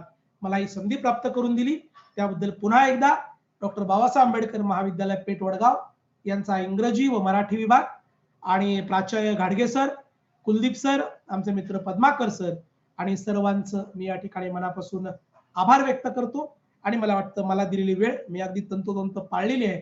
त्यामुळं पुन्हा एकदा आपले सगळ्यांचे आभार व्यक्त करतो आणि इथं थांबतो. धन्यवाद. धन्यवाद सर. खाजगीकरण, उदारीकरण आणि जागतिकीकरण या स्पर्धेत माणसानं अनेक गोष्टीवरती ताबा मिळवण्यासाठी जणू काही शर्यतच लावली. पण एका छोट्याशा विषाणूनं आज माणसाला हातबल करून सोडलं आणि मग पुढे चालू झाली प्रश्नांची मालिका. पॅन्डेमिक 19 कोरोना व्हायरस आला आणि माणसासमोर जगणं काय आहे, जगण्याची परिभाषा काय आहे, आयसोलेशन म्हणजे काय आणि क्वारंटाईन म्हणजे काय, समाजापासून अलिप्त राहणे, परिघाबाहेर राहणे, या सगळ्याच परिभाषा पर्यायानं सगळ्यांना कळू लागल्या. आपली क्वारंटाईन ही कादंबरी पर्यायानं 2 वर्षांमध्ये समाजातल्या प्रत्येक लोकांच्या तोंडून आलेली कमी अधिक प्रमाणातली वाक्य आहेत. मग कोण शिक्षणावर बोलतोय, कोण वर्क फ्रॉम होमवर बोलतोय, अथवा कोण जगणं असह्य झालं आहे यावर बोलतोय. कोरोना काळात होणारी उपासमार कोण बोलतोय, कुणाची चूल पेटत नाही आहे त्याविषयी कोणी बोलतोय, कुणाचा प्रवास वाटेतच थांबलाय, प्रवासासाठी निघताना वाटेतच कुणाचं निधन झालेलं आहे, तो घरी पोचलाच नाही. या सगळ्या गोष्टींचा परिपाक म्हणजे तुमची कादंबरी. आपली कादंबरी तुम्ही म्हटल्याप्रमाणे काही दिवसात इंग्रजीत होईल आणि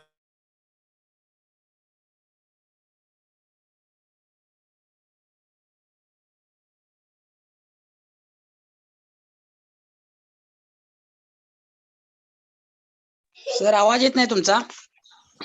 धन्यवाद सर. आपल्या या कादंबरीतून आपण सर्व संज्ञा परिभाषांची उलगड केली. धन्यवाद. मी पुन्हा एकदा आपला शतशः आभारी आहे. धन्यवाद.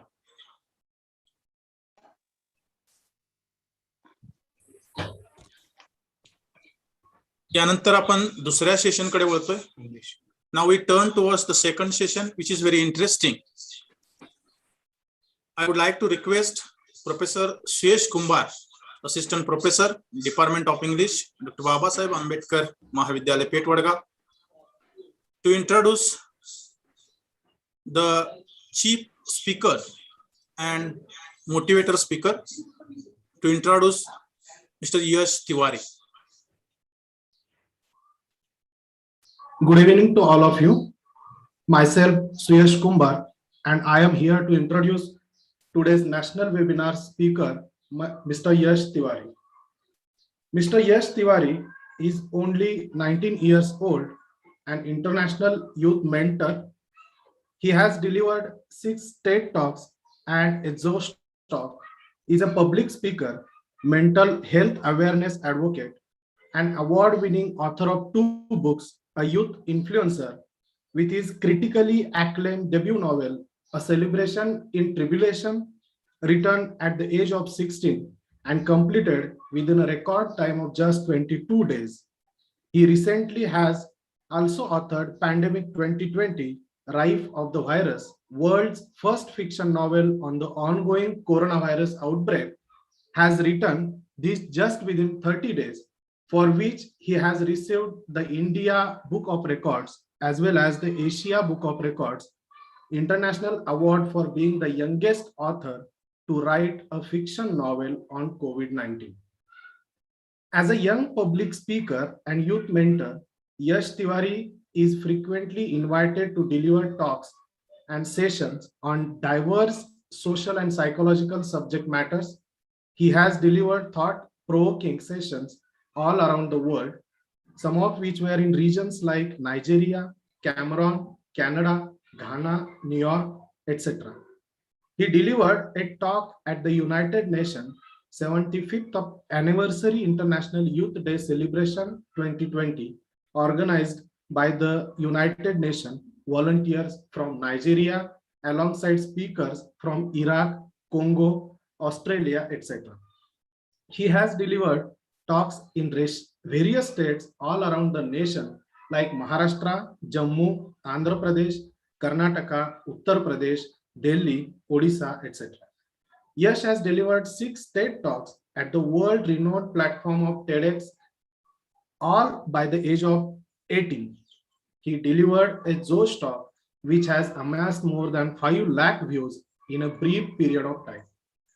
He has been awarded as the Young Author of the Year 2020 by TIA, awarded among the top 100 inspiring authors of India by the Indian Awaz, awarded with Author of the Year award by NEATX, Youth Leader Award, and Top 100 Influential People of India, award winner by the Hum Foundation, nominee for Best Debut Author, award by ICMDR, and also awarded with Global Young Leader Fellowship and TCC Rex Karmavir Chakra Award by Cogno in association with United Nations. Yash has also been a part of United Nations 75 years anniversary World Peace Global Initiative. As reported on various reputed media platforms, Yash has authored world's first novel on the ongoing coronavirus pandemic. The narrative presented through his novel Pandemic 2020, a tribute to government bodies, doctors, media, healthcare workers, frontline workers, and all the warriors of the COVID-19, along with many other aspects, is unique in today's time of a global pandemic, not just because it's world's first fiction novel based on the pandemic, but also because of the story it tells. Pandemic 2020 provides a harrowing look at how the pandemic turned the lives of everyone around the world upside down. The story is globally interconnecting tale, intriguingly blending majorly affected regions around the world through characters facing the severity of one common pandemic, the coronavirus outbreak. It narrates the story of how important the platforms of media and news are in a time of global pandemic, how medical workers sacrifice their lives in such horrendous situation, how the impoverished and poor ones suffer the most at the hands of such an ailment, and how the stranded travelers are unable to survive through the clutches of the outbreaks right now. Yash is full of energetic and he will motivate the participants. It is a great pleasure to having Yash with us, share his views with us. Once again, I welcome the most famous and influential thinker, writer, speaker, as well as mentor, Mr. Yash Tiwari. I request to him that to get the charge of next session. Thank you. Thank you so much.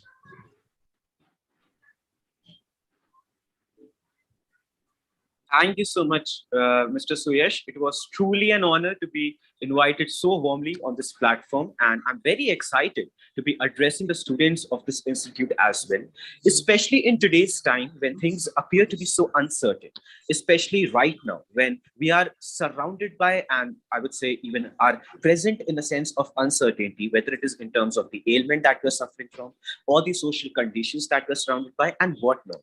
So, in such an uncertain time, according to me, being an author and being an avid reader, literature provides me solace. Literature provides me comfort.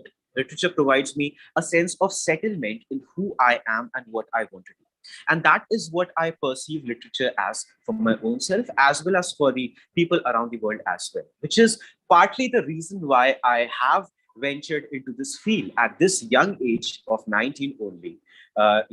To not just narrate stories, but illuminate topics of social importances, solve the issues that most of the people around the world are too afraid to be even talking about, and start a discussion about those narratives, those topics, those subject matters that need our attention. So that is what literature to me is all about. And I am very excited to be talking about how this field of literature, this diverse art of literature, has been profoundly impacted by the COVID-19 outbreak, the coronavirus pandemic that we are suffering from right now in today's session as well. So I believe that I have shared a list of questions with the moderator for the session today, which I believe we can start interacting upon as well. Good evening, sir. Good evening. It is a great pleasure to have a talk with you. Thank you so much. Good evening. Actually, it is an interesting talk. I would like to ask some questions.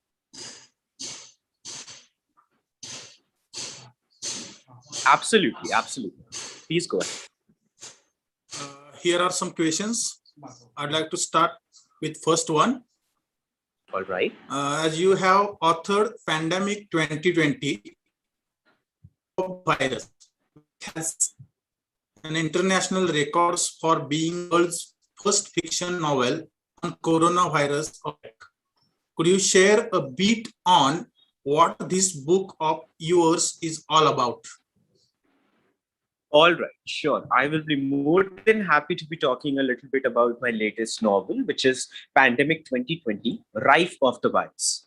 So this novel, which I authored at the age of 18 last year, within the record time of just 1 month in the month of April 2020, is in fact, as it was mentioned earlier in the introduction earlier, that the narrative presents a view, it presents a harrowing look at how this COVID-19 pandemic completely flipped the life upside down of people from all walks of life all around the world. In my book, in my novel that I have authored, we are primarily focusing on 4 regions in specific. We have India, we have the US, we have Italy, and we also have China. And in these 4 different regions, we have people from all walks of life, like media journalists, medical professionals, stranded travelers, poor people who are without any resource or any support in their life and whatnot. And how this COVID-19 outbreak not just impacted one specific country or just people from one walk of life, but every single person in some way or the other. That is what my book is all about. So that is a basic overview of what Pandemic 2020 Rife of the Virus presents to the reader through the narrative. But another sneak peek in the story, which I can give to all the aspiring readers over here, to all the interested readers over here in regards to my novel, is the fact that when I was writing this novel, I knew that the subject matter is going to be quite serious because of all the deaths, all the losses, all the suffering that the COVID-19 outbreak brought along with it. But along with that, I was also aware of the fact that I'm not just willing to present a harrowing perspective or a saddening story, but eventually I wish to deliver a story that motivates the readers, that invigorates the readers, and that gives an optimistic perspective to the readers about the fact that no matter how harsh or how difficult these times might be, there is a bright end to it. We will eventually be able to come out of the dark tunnel that we might be caught up in, which we call as the COVID-19 outbreak. So all in all, the main agenda was to present a story that depicts a realistic view of the COVID-19 outbreak and all the losses that people suffered from it. But along with that, also delivering an eventuality, a final message that is optimistic, that is hopeful, and that energizes you, not just glooms you. So that would be a basic overview of what my latest novel, Pandemic 2020, is all about.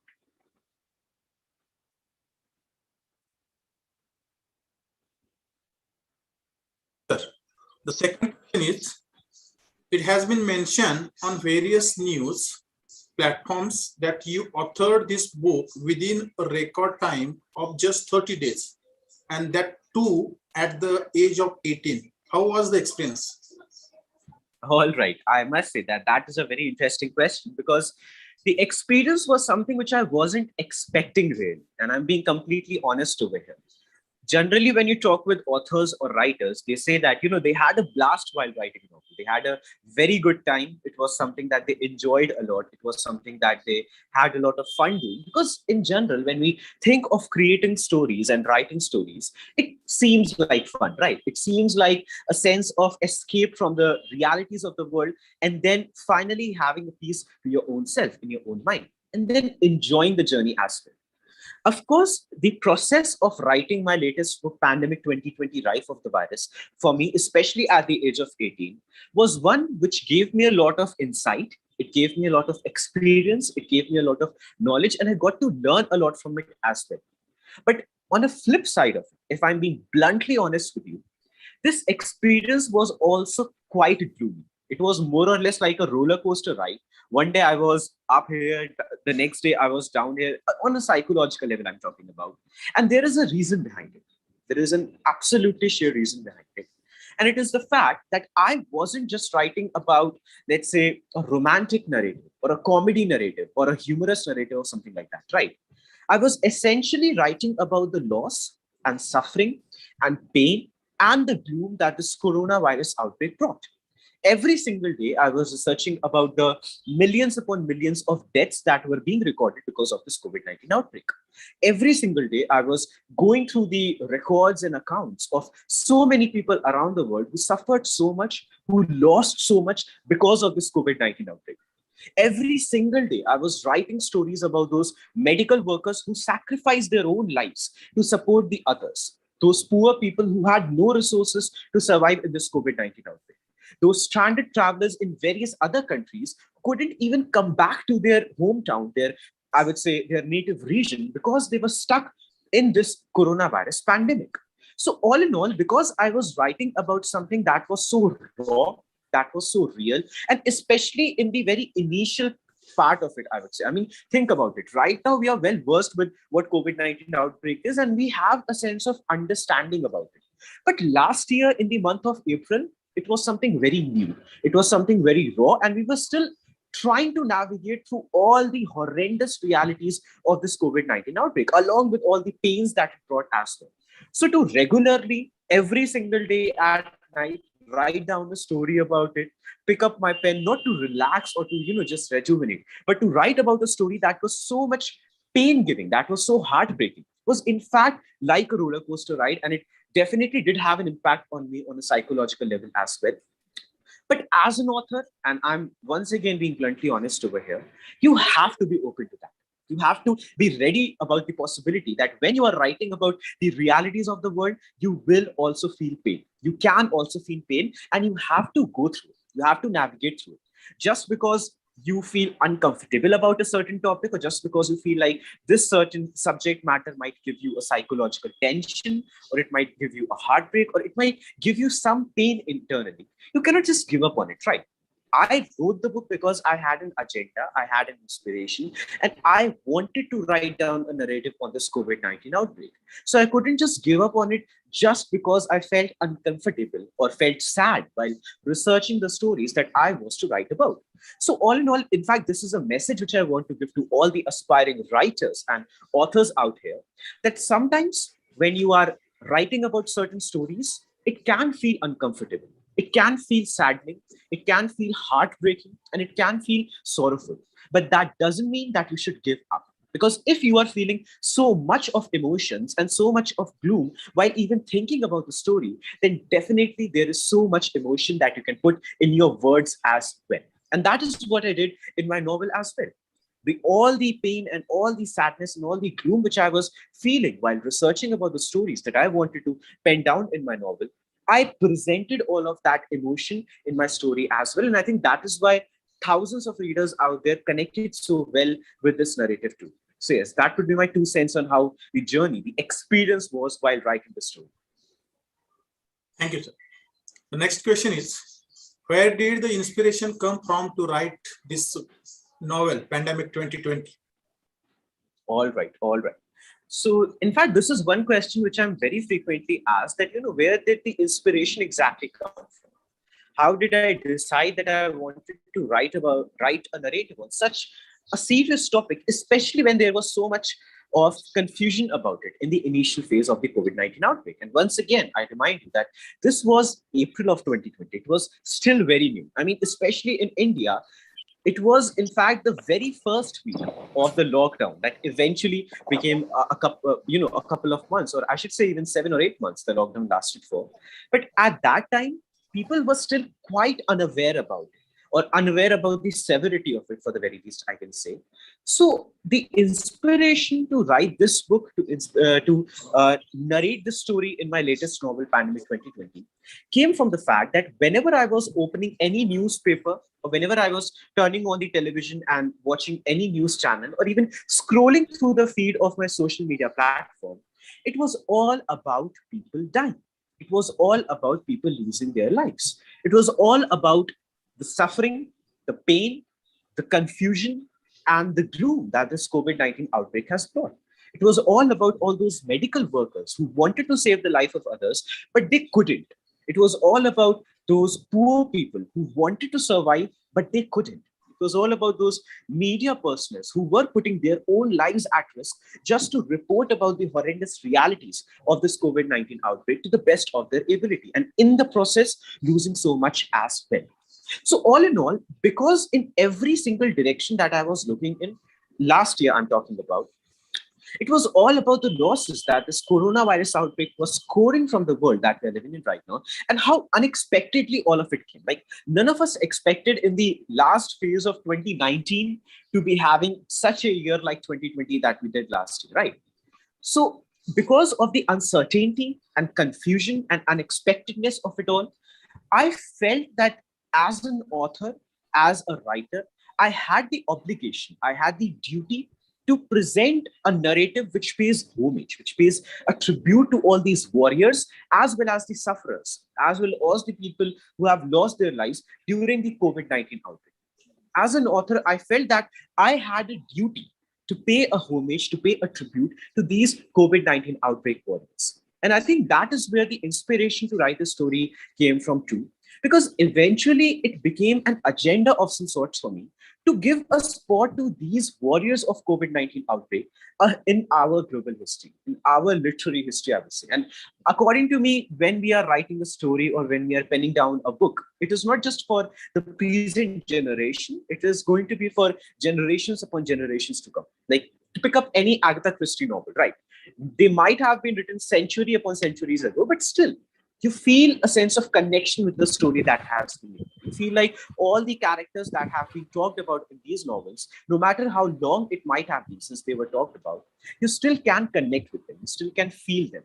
So just like that, I also wanted to create a story which gives our COVID-19 warriors a spot in our global history. So I think that is where the inspiration to write this narrative came from.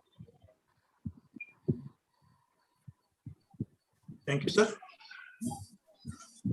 The next question. You became an award-winning author at the tender age of 16 when you published your first book, and have also been invited to deliver talks on platforms as acclaimed as TEDx and Joe's Talk, and sessions in various countries. How can the young students in our audience also turn their dreams and ambitions into a reality at a young age? All right. All right. That is, I think, a very good question, because I'm sure that we have been joined by so many ambitious and passionate youngsters over here in our session who do want to turn their dreams and their ambitions into reality. And the good part is, the good news is, I should say, that you definitely can. No matter how young you are, no matter how, I would say, fresh you might be in the professional fields that you're working in, you still can do wonders. You still can turn the greatest of your ambitions into a reality for yourself. But how do we do that? We do that firstly by reminding ourselves on regular basis that age is just a number. Whether you are 16 years old or you are 60 years old, whether you are 17 years old or you are 70 years old, it doesn't matter. Because if you have a passion in yourself, if you have a dream within yourself, if you have a fire within yourself, then you can turn your dreams into a reality. Do you want to write a book at the age of 79? You definitely can do that. But do you want to do that at the age of just 17 or 18 or even 21? Still, you can do that. It is just that you will require a lot of effort to be put towards the project that you have made your mind about. But that effort will be required at any age, no matter what, whenever you start working on a project, right? So do not consider your age as an obstruction in your path to success, whatsoever it might be. I mean, I have been professionally working since the age of 16. It was 2018. And right now, at the age of 19, I regularly get to address thousands upon thousands of youngsters around the world in various countries. Why does that happen? Because I never considered that just because I am young right now, I cannot create a change or I cannot help the people out there. In fact, I always thought about the other side of the story, that no matter how young or old I might be, I should always be using my words and my voice for the greater good of the world. So firstly, never consider your age as an obstruction in your pathway to success. Secondly, try to make it a point that you are not waiting for the right time to come. You are not thinking like, when I get older or when things get a little bit better, then it would be the right time to do something, or then only it would be the appropriate time to begin with something. I can assure you that that particular right time which you are waiting for never comes. It is you who has to create the right time. It is you who has to start. It is you who has to begin. Nobody is going to come from outside and kick on your back and say that this is the right time. Just start running or start working. That is not how it works. Only you can be the decider of the fact that whether it is the right time right now, presently, or no. And then last but not the least, I think this is one issue with most of the youngsters as well, that they are more focused on the external world around them. They are most focused on the external aspects of the society around them, rather than thinking about the deep and diverse world within their own self. I can unmute any of the youngster over here and ask them to speak about the political issues or the environmental issues or the global issues and whatnot, and they will be able to speak about it. But if I ask them to speak about their own strengths, their own weaknesses, their own passions, their own capacities, I will not have much clarity about it. And until and unless you do not have much clarity about what your strengths are, what your weaknesses are, what your capacities and potentials are, I can assure you, no matter how great of a dream you might have in your mind, it will not work out. So try to focus a little bit more on your internal strengths and your internal weaknesses as well, because they become the foundation of all the big aims and aspirations that you wish to turn into a reality in your life, no matter how young or how old you might be. So that would be my 2 cents on the question that was asked about how to turn your dreams and aims into a reality, even in the young years. Thank you. As far as setting or local is concerned, sir, you have chosen 4 distinct countries in your novel. Yeah. So how do you make the decision, or what is the basic significance? All right. So when I was conceptualizing, and this was well before I was writing Pandemic 2020, when I was conceptualizing about what the story should be and what I want to bring on the table, I was primarily focusing on those regions that had been deeply and I would say most severely impacted by this COVID-19 outbreak, or should I say the regions, the countries that suffered the most from this COVID-19 outbreak. And more than that, I was also focusing on the fact that no matter if I have a singular topic over here, even if there is only a specific subject matter that I'm focusing on, which is the coronavirus outbreak, I want to present a multiplicity of opinions around it. I want to present multiple storylines around it. Because according to me, when you are focusing on one subject matter, but you are writing down about different characters and different regions and different storylines, you give something or the other to every single reader out there to relate with. Maybe they do not connect with the character A of your story, but then they also have the character B of your story that they can possibly relate with, or that they can possibly connect with. So all in all, for me to have those multiplicity of characters and regions in my story is always like a backup deal for all the readers out there. You can choose which character or which story you want to connect or relate with. But then beyond that, it is also because I personally am a huge believer of the fact that no matter how singular a subject matter might be, there are always a plethora of perspectives that can be talked about.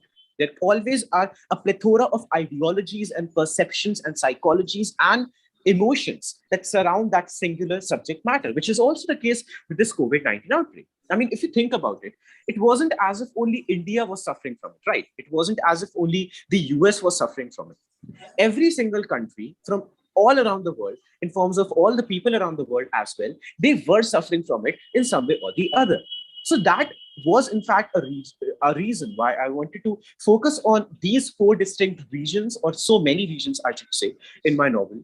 But the reason why I chose India, the US, Italy, and China in particular as the central setting for my novel Pandemic 2020 Rise of the Virus was because these were in fact the specific regions that suffered the most, at least in the initial part of this COVID-19 outbreak. And they had those stories which needed more illumination.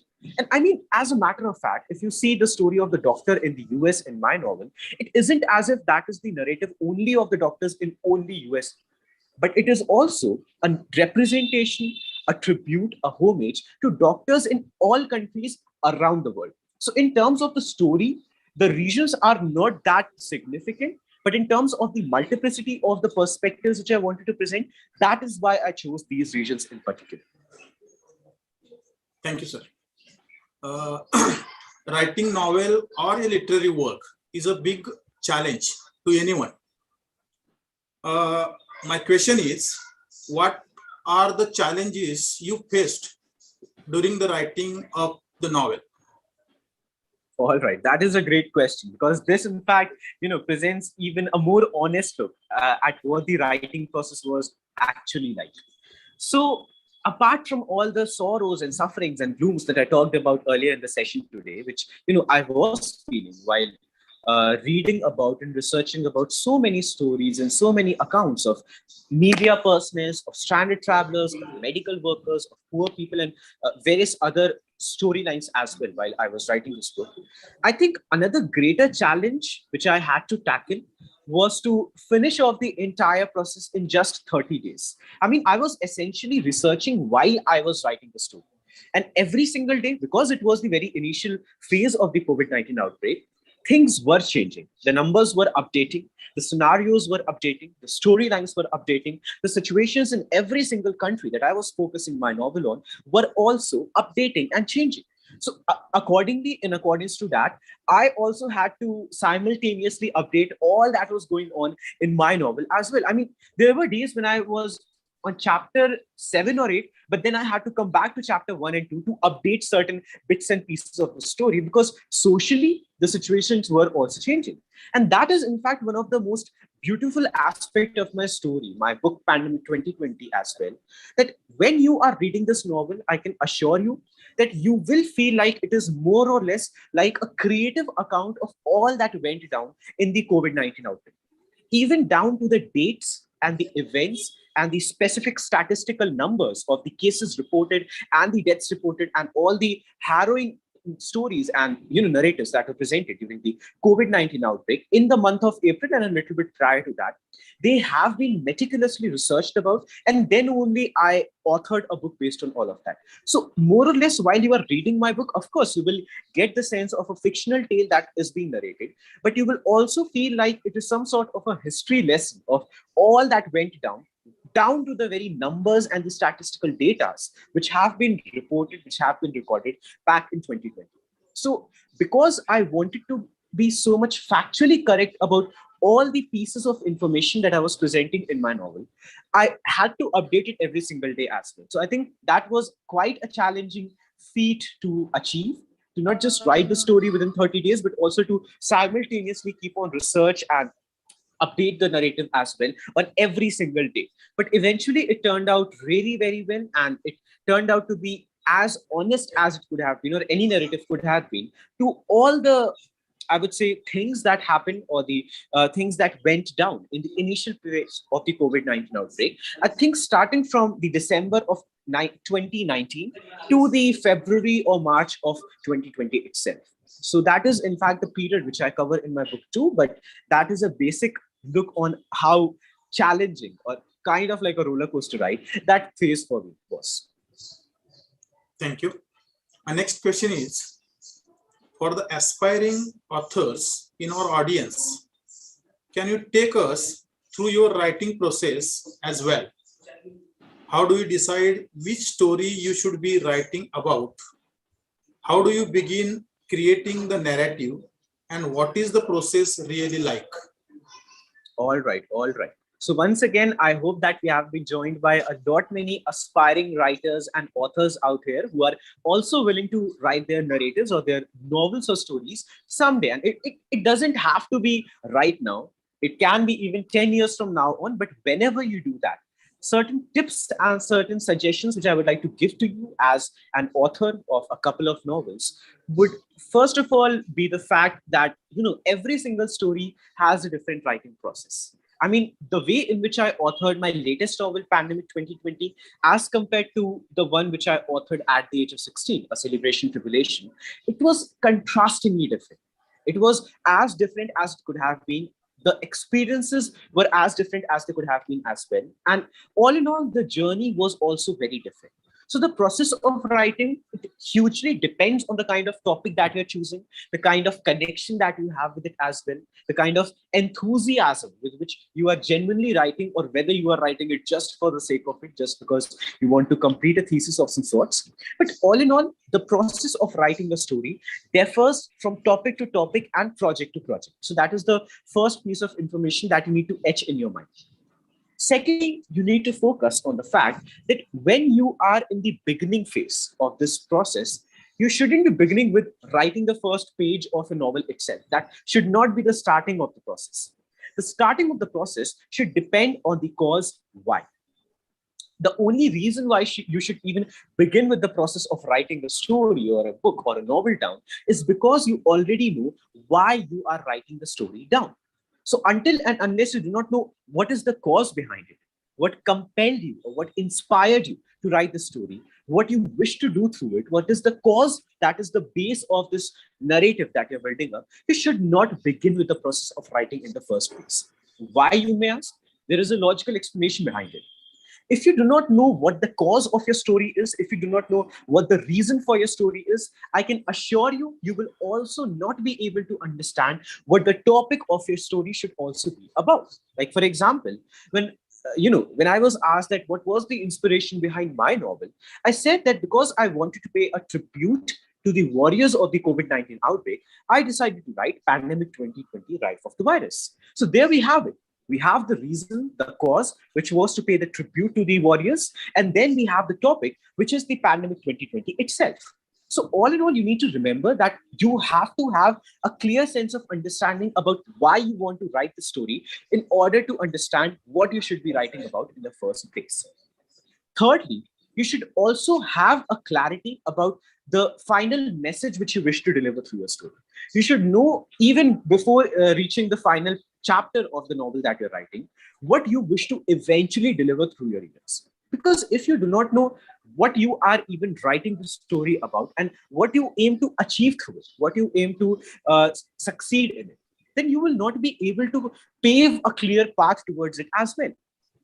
You need to understand that the beginning and the ending are perhaps the most integral part of this process of writing a story or any sort of narrative. I'm not just talking about stories in particular, but any sort of narrative. If you do not have a clarity about where to begin, which is the cause part, like why you are writing in the first place, and the final part, which is all about what you are delivering to your readers, what you are giving to your audience, Without these two pointers and being clear in your mind, and you having a clarity about these two phases in your mind, you will not be able to outline everything very well.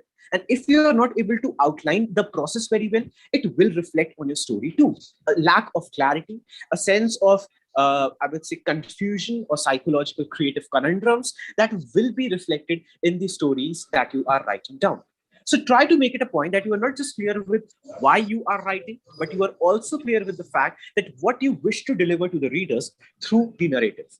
And last but not the least, all I can say is that consistency beats everything else.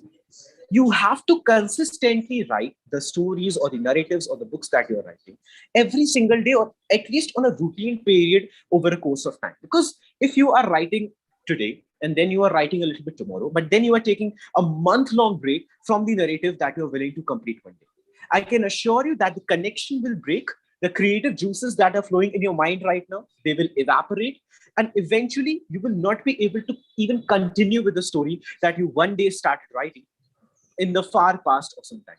So make it a point that you're also being consistent with the process of writing or with the process of whatever kind of project you have picked up. And even if you're taking some breaks, which are quite fine, there is no issue with that, but try to minimize those breaks as much as possible, because as minimal the breaks would be, the connection will be more retained, and as maximum the break would be, which you are taking in the process of writing the story, the deeper would be the wound in the connection that you have with the story that you're writing.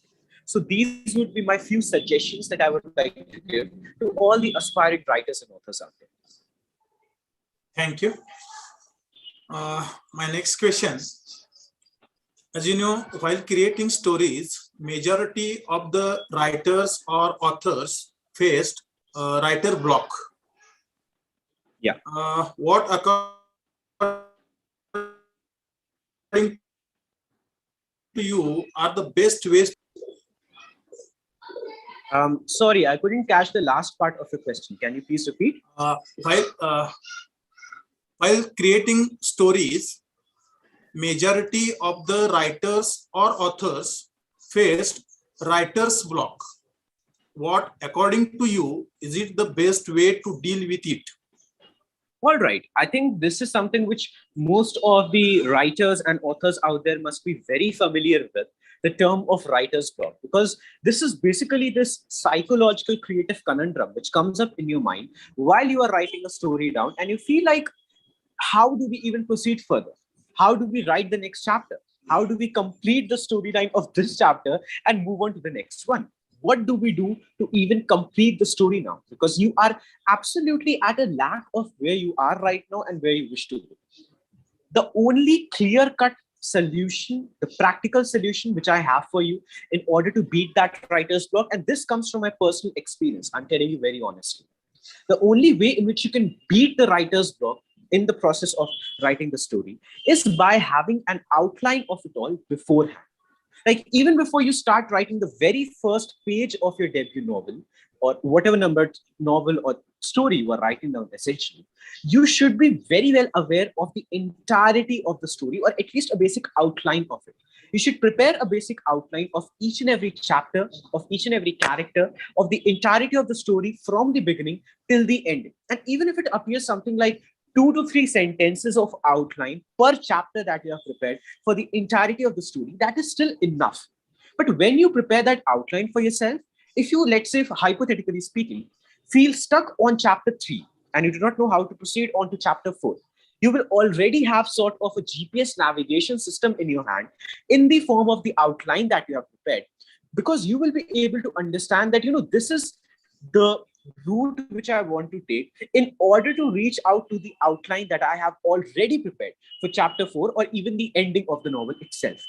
So all in all, having that outline or having that basic summary of what you are eventually going to write about in your novel or in your story or in your content helps you a great deal in fighting that confusion that you might face all of a sudden in the middle of the project about how to proceed further. And even in your English essays, I can suggest you, supposedly you are giving an English examination and you have to write an essay of 500 to 700 words. Even for that, you can prepare a 5 to 10 pointers long sequence of content that you wish to deliver in your write-up or in the essays that you're writing. I mean, I remember that when I used to write essays in my school time, I always used to prepare at least 5 pointers that I definitely am supposed to talk about, that I'm going to elaborate on in the essays that I will write. Why? Because noting down that basic outline of what that 500 words long essay is going to be all about, it gives you a sense of clarity. You already know that once you are through with this point, this is the next point that you have to proceed on. So always outline the stories beforehand, and I can assure you that it will work like a charm, and it will help you a great deal in facing or fighting against that writer's block, which is quite common for all the writers and authors out there. Okay, sir. Now, what according to you makes or breaks a literary narrative or story? All right. So, I mean, I have to be, quite subjective about this question, because if you have 7 billion people out there who are reading one single novel, I can assure you that they can have 7 billion different perspectives. That is the absolute honesty. If you have billions of readers, then all of them feel that this makes the story interesting or that makes the story interesting differently, because our perceptions differ, our ideologies differ, our interests and our inclinations differ. So for every single person, what makes a story interesting is different for them. But according to me, based on the stories that I have written so far, and after, I would say, mentoring thousands upon thousands of young authors and writers out there, especially in the past few years and even right now, I have understood that there are certain necessary pointers that you need to work upon in order to make your story interesting, in order to either make your story or break it eventually. So first of all, you need to focus on, I would say, the flow with which you are progressing the plot.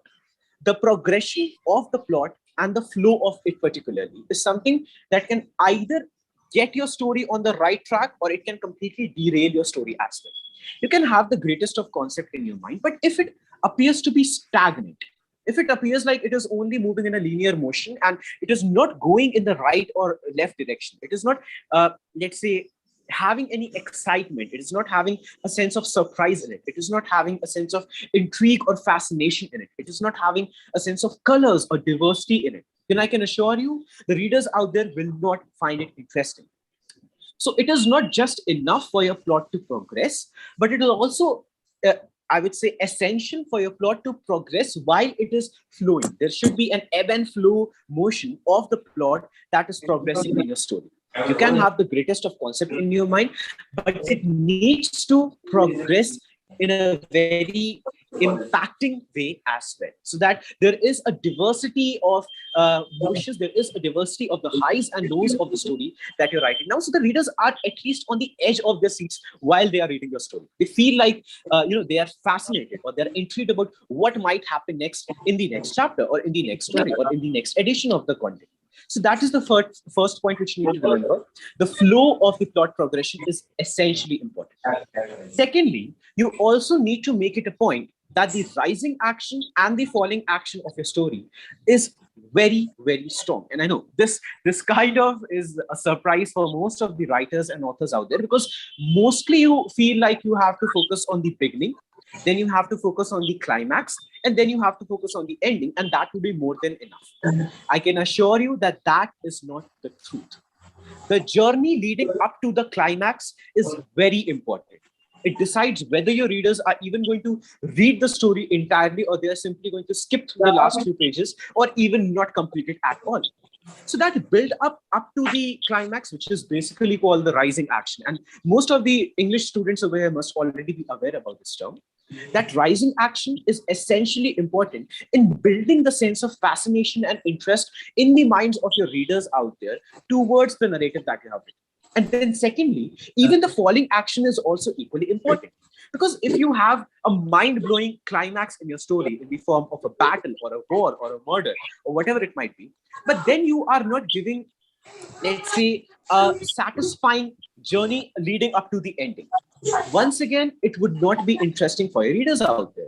It would be the lasting flavor that they would have in their mind about the story that you have written, but it wouldn't be interesting in any way. So having a clear focus on making the rising action and the falling action, as interesting as the climax of a story, is also very important.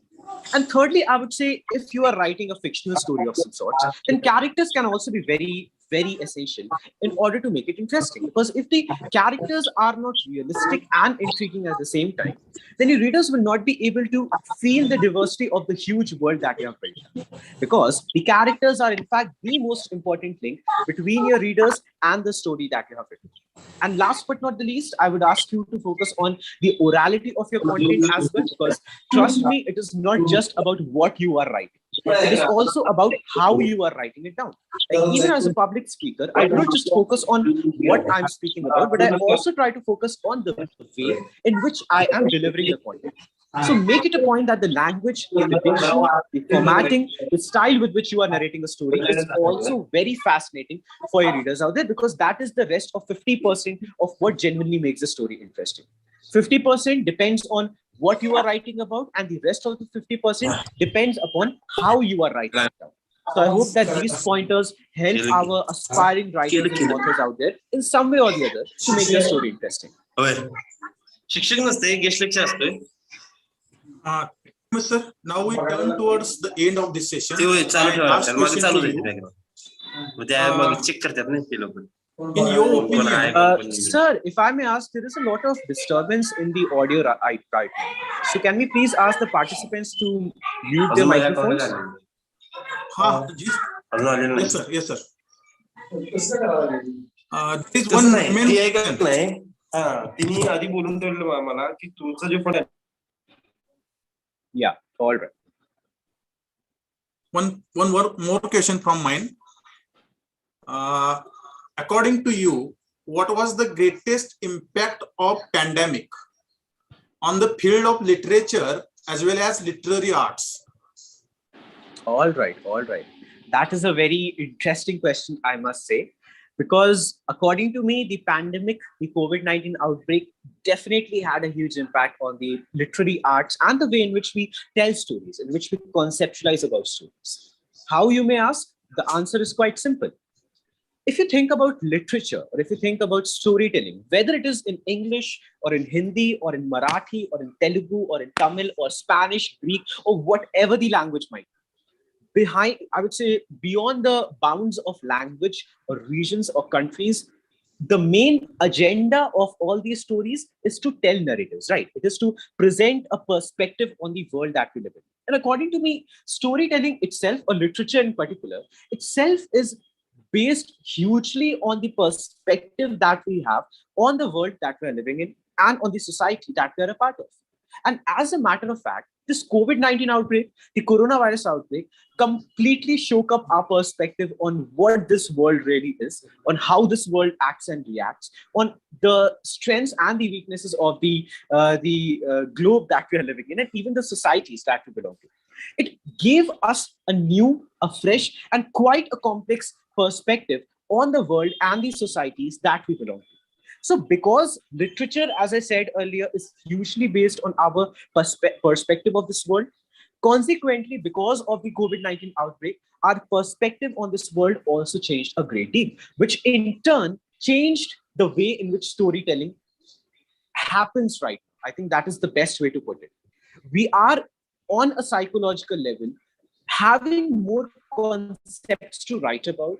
We have more diversity in terms of what the world is all about and what we should be talking about in regards to the world that we belong to, whether it is about the weaknesses of it or it is about the strengths of it. So in some way or the other, I would say that the COVID-19 outbreak, the pandemic, kind of expanded our psychological horizons in a creative direction. And of course, the sadness, the losses, the gloom was there. It was definitely there, and it shook us all. It broke our hearts. But that sense of emotion is what the literature is all about in some way as well. We talk about the World War II being so harrowing, but then the World War II also gave birth to some of the greatest of literary narratives, right? It gave birth to some of the greatest stories and poetries that we still feel inspired by, that are still taught in schools and colleges around the world. So all in all, no matter how tragic the past few years or the past few months have been because of this COVID-19 outbreak, it did expand our psychological horizons in a creative direction to a great degree. And I think that is what is being reflected in our literary arts as well. So that would be, I would say, my opinion on how the pandemic has impacted the literary arts or the art of storytelling. And all in all, it was a great honor interacting with all of you. And thank you so much to the Institute for inviting me as well, to the faculty and the team. It was truly an honor, and I'm very happy to see how well this event was organized as well. Thank you so much for all the brilliant questions and all the outpouring enthusiasm and appreciation, which I was constantly seeing in the group chat as well. And if you would like to read my novel, which is Pandemic 2020 Rise of the Virus, which we had quite an elaborate discussion about, you can simply reach out on Amazon, Google, Kindle, Kobo, iBooks, and Google Books if you would like to read whether the ebook version of it, or if you want to read the hardcover paperback version of it, which is available around the world in all countries. And if you would like to connect with me, then you can reach out to me on www.yashtiwari.org or at Yash Tiwari Speaks on Facebook, Twitter, Instagram, LinkedIn. I think there are some other social media platforms that I do have a profile on, but you can freely reach out to me and connect with me, and I will be more than happy to connect with you as well. So once again, thank you so much, Baba Saheb Ambedkar Mahavidyalaya, for having me. It was truly an honor interacting with all the brilliant and wonderful students over here. And yes, had a great time. Thank you so much. Thank you, sir. It was an excellent talk with you. Definitely, your talk was very excellent, thought-provoking, inspirational, and definitely gives us enlighten. Definitely. Thank you, sir. Thank you. Thank you very much. Thank you. Thank you. Now I request Professor J.C. Ghatge, President of this national webinar, to deliver his talk.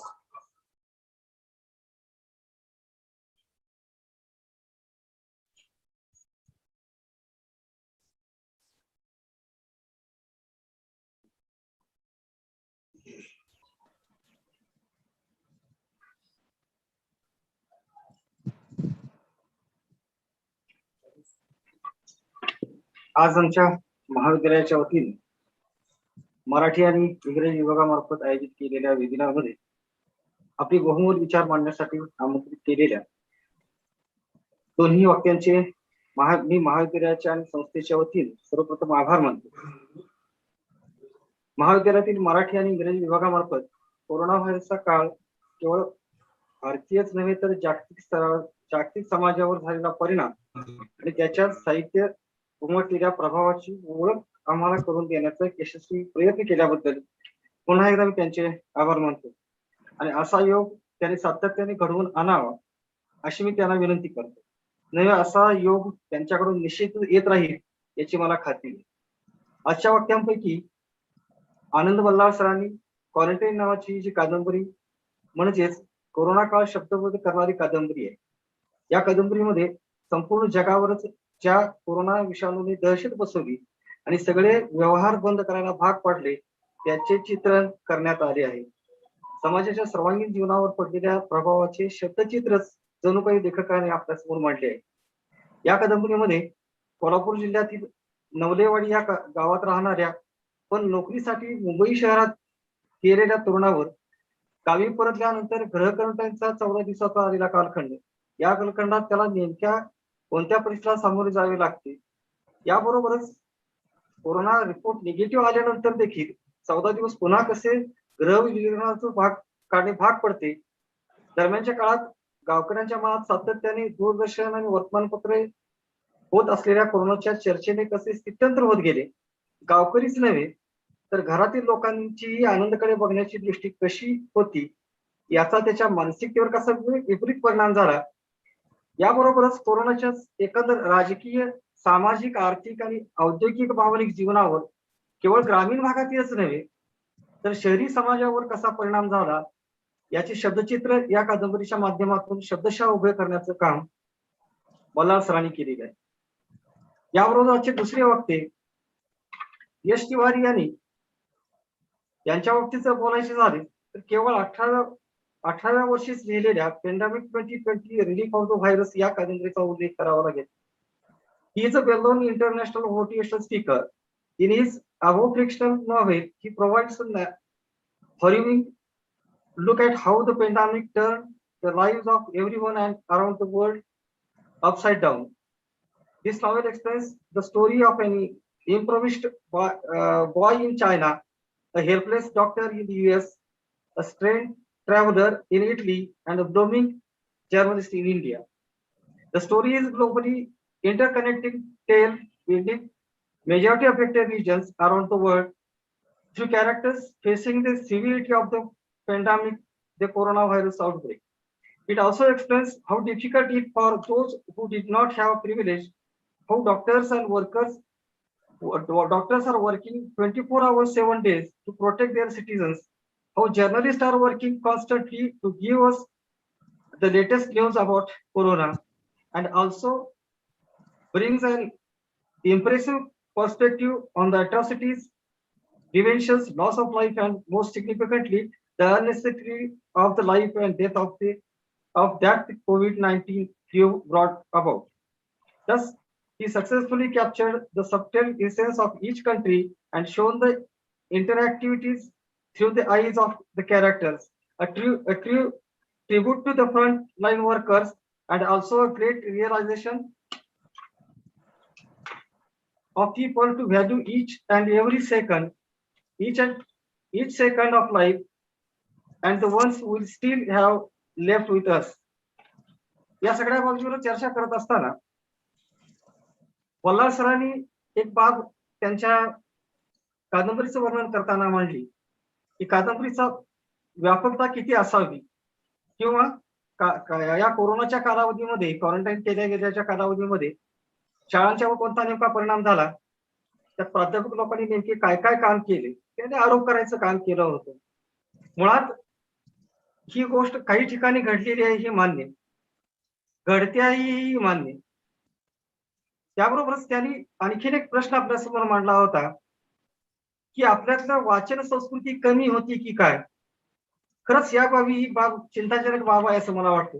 कारण मागच्याच आठवड्यामध्ये आमच्याच महाविद्यालयामध्ये अग्रणी महाविद्यालया अंतर्गत सनातन नावाच्या कादंबरीवर एक webinar आयोजित करण्यात आलं होतं. कसं आहे बघा, सनातन कादंबरीला ज्यावेळेला के बिर्ला फाउंडेशनचा सरस्वती सन्मान विषय मिळाला, गौरवण्यात आलं, त्यावरच याबाबतचं ज्ञान बऱ्याचशा लोकांना नव्हतंच. केवळ मलाच नव्हे तर मराठीच्या वाचकांनाही नव्हतं असं मोठ्या प्रमाणामध्ये जाणवलं. या कादंबरीच्या अस्तित्वाची खरी जाणीव केवळ आणि केवळ हा पुरस्कार मिळाला आणि त्याविषयीच एक वेबिनार आयोजित केलं गेलं म्हणून मला आणि माझ्यासारख्या बऱ्याचशा श्रोत्यांना त्यावेळेला झालेली होती. आता एक प्रश्न असा निर्माण होतो, आपली वाचन लेखन संस्कृतीच कुठे यासाठी कमी पडते का, त्याचाही आपण गांभीर्याने विचार करणं गरजेचं आहे. लेखकांना लिहित राहावं, आपली मतं व्यक्त करत राहावं. ज्या ज्या वेळेला लिहिलेलं वाचनामध्ये येत जाईल, वाचन संस्कृती वाढत जाईल, तेव्हा निश्चितपणानं आज जे प्रसाराच्या माध्यमाने आपल्या समोर आव्हान उभं केलेलं आहे, त्या आव्हानाला आपल्याला निश्चितपणानं तोंड देण्यात आपण यशस्वी ठरू असं मला तरी वाटतं. ही एक बाब झाली. यश सरांच्या बाबतीमध्ये जर बोलायला गेलो तर कादंबरी नेमकी कशा पद्धतीनं जिवंत होते, कागदावर उतरते, ही बाब त्यांनी अत्यंत यशस्वीपणाने मांडण्याचं काम आमच्या समोर केलं. त्याबद्दल या दोघांचंही मनपूर्वक पुनश्च एकदा आभार मानतो आणि माझं थोडस लांबलेलं अध्यक्षीय भाषण संपवतो. धन्यवाद. Very much for your presidential speech. Now may I request Professor Rahul Bhaskar to propose vote of thanks. Professor Rahul Bhaskar.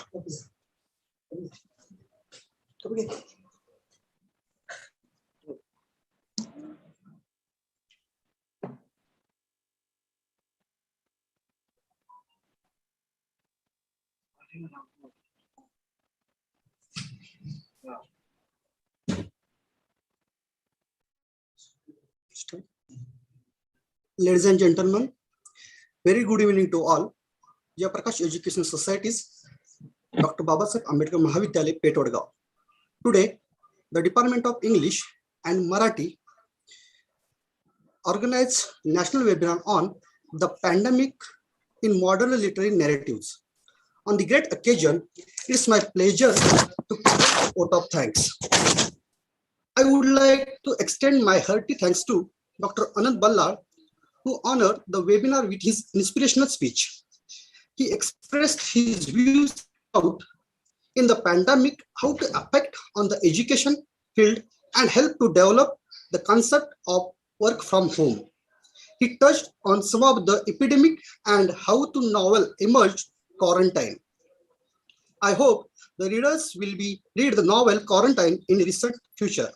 Thank you so much, sir.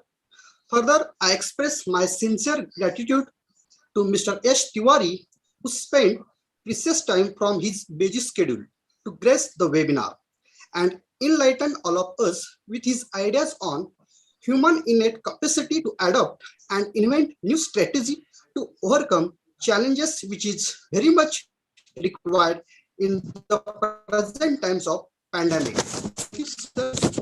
I express my deep regards to President of today's function, Principal J.C. Ghadge, for being a constant motivator and guide.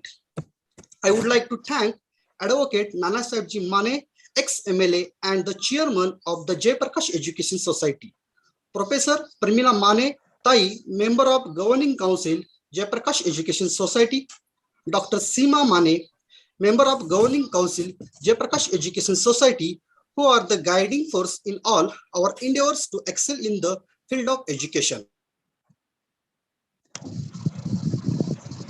I'm very much Department of Marathi, Dr. R. Kuldeep, Head Department of English, Professor S. Wadve, Coordinator IQSC, who worked hard for the organization of the national webinar.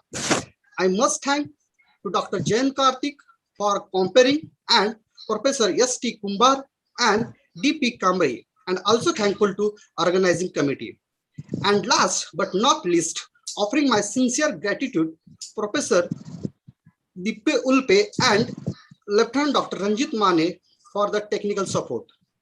Once again, I sincerely thank to all participants. With the permission of the chair, I declare that today's national webinar is over. Thank you so much.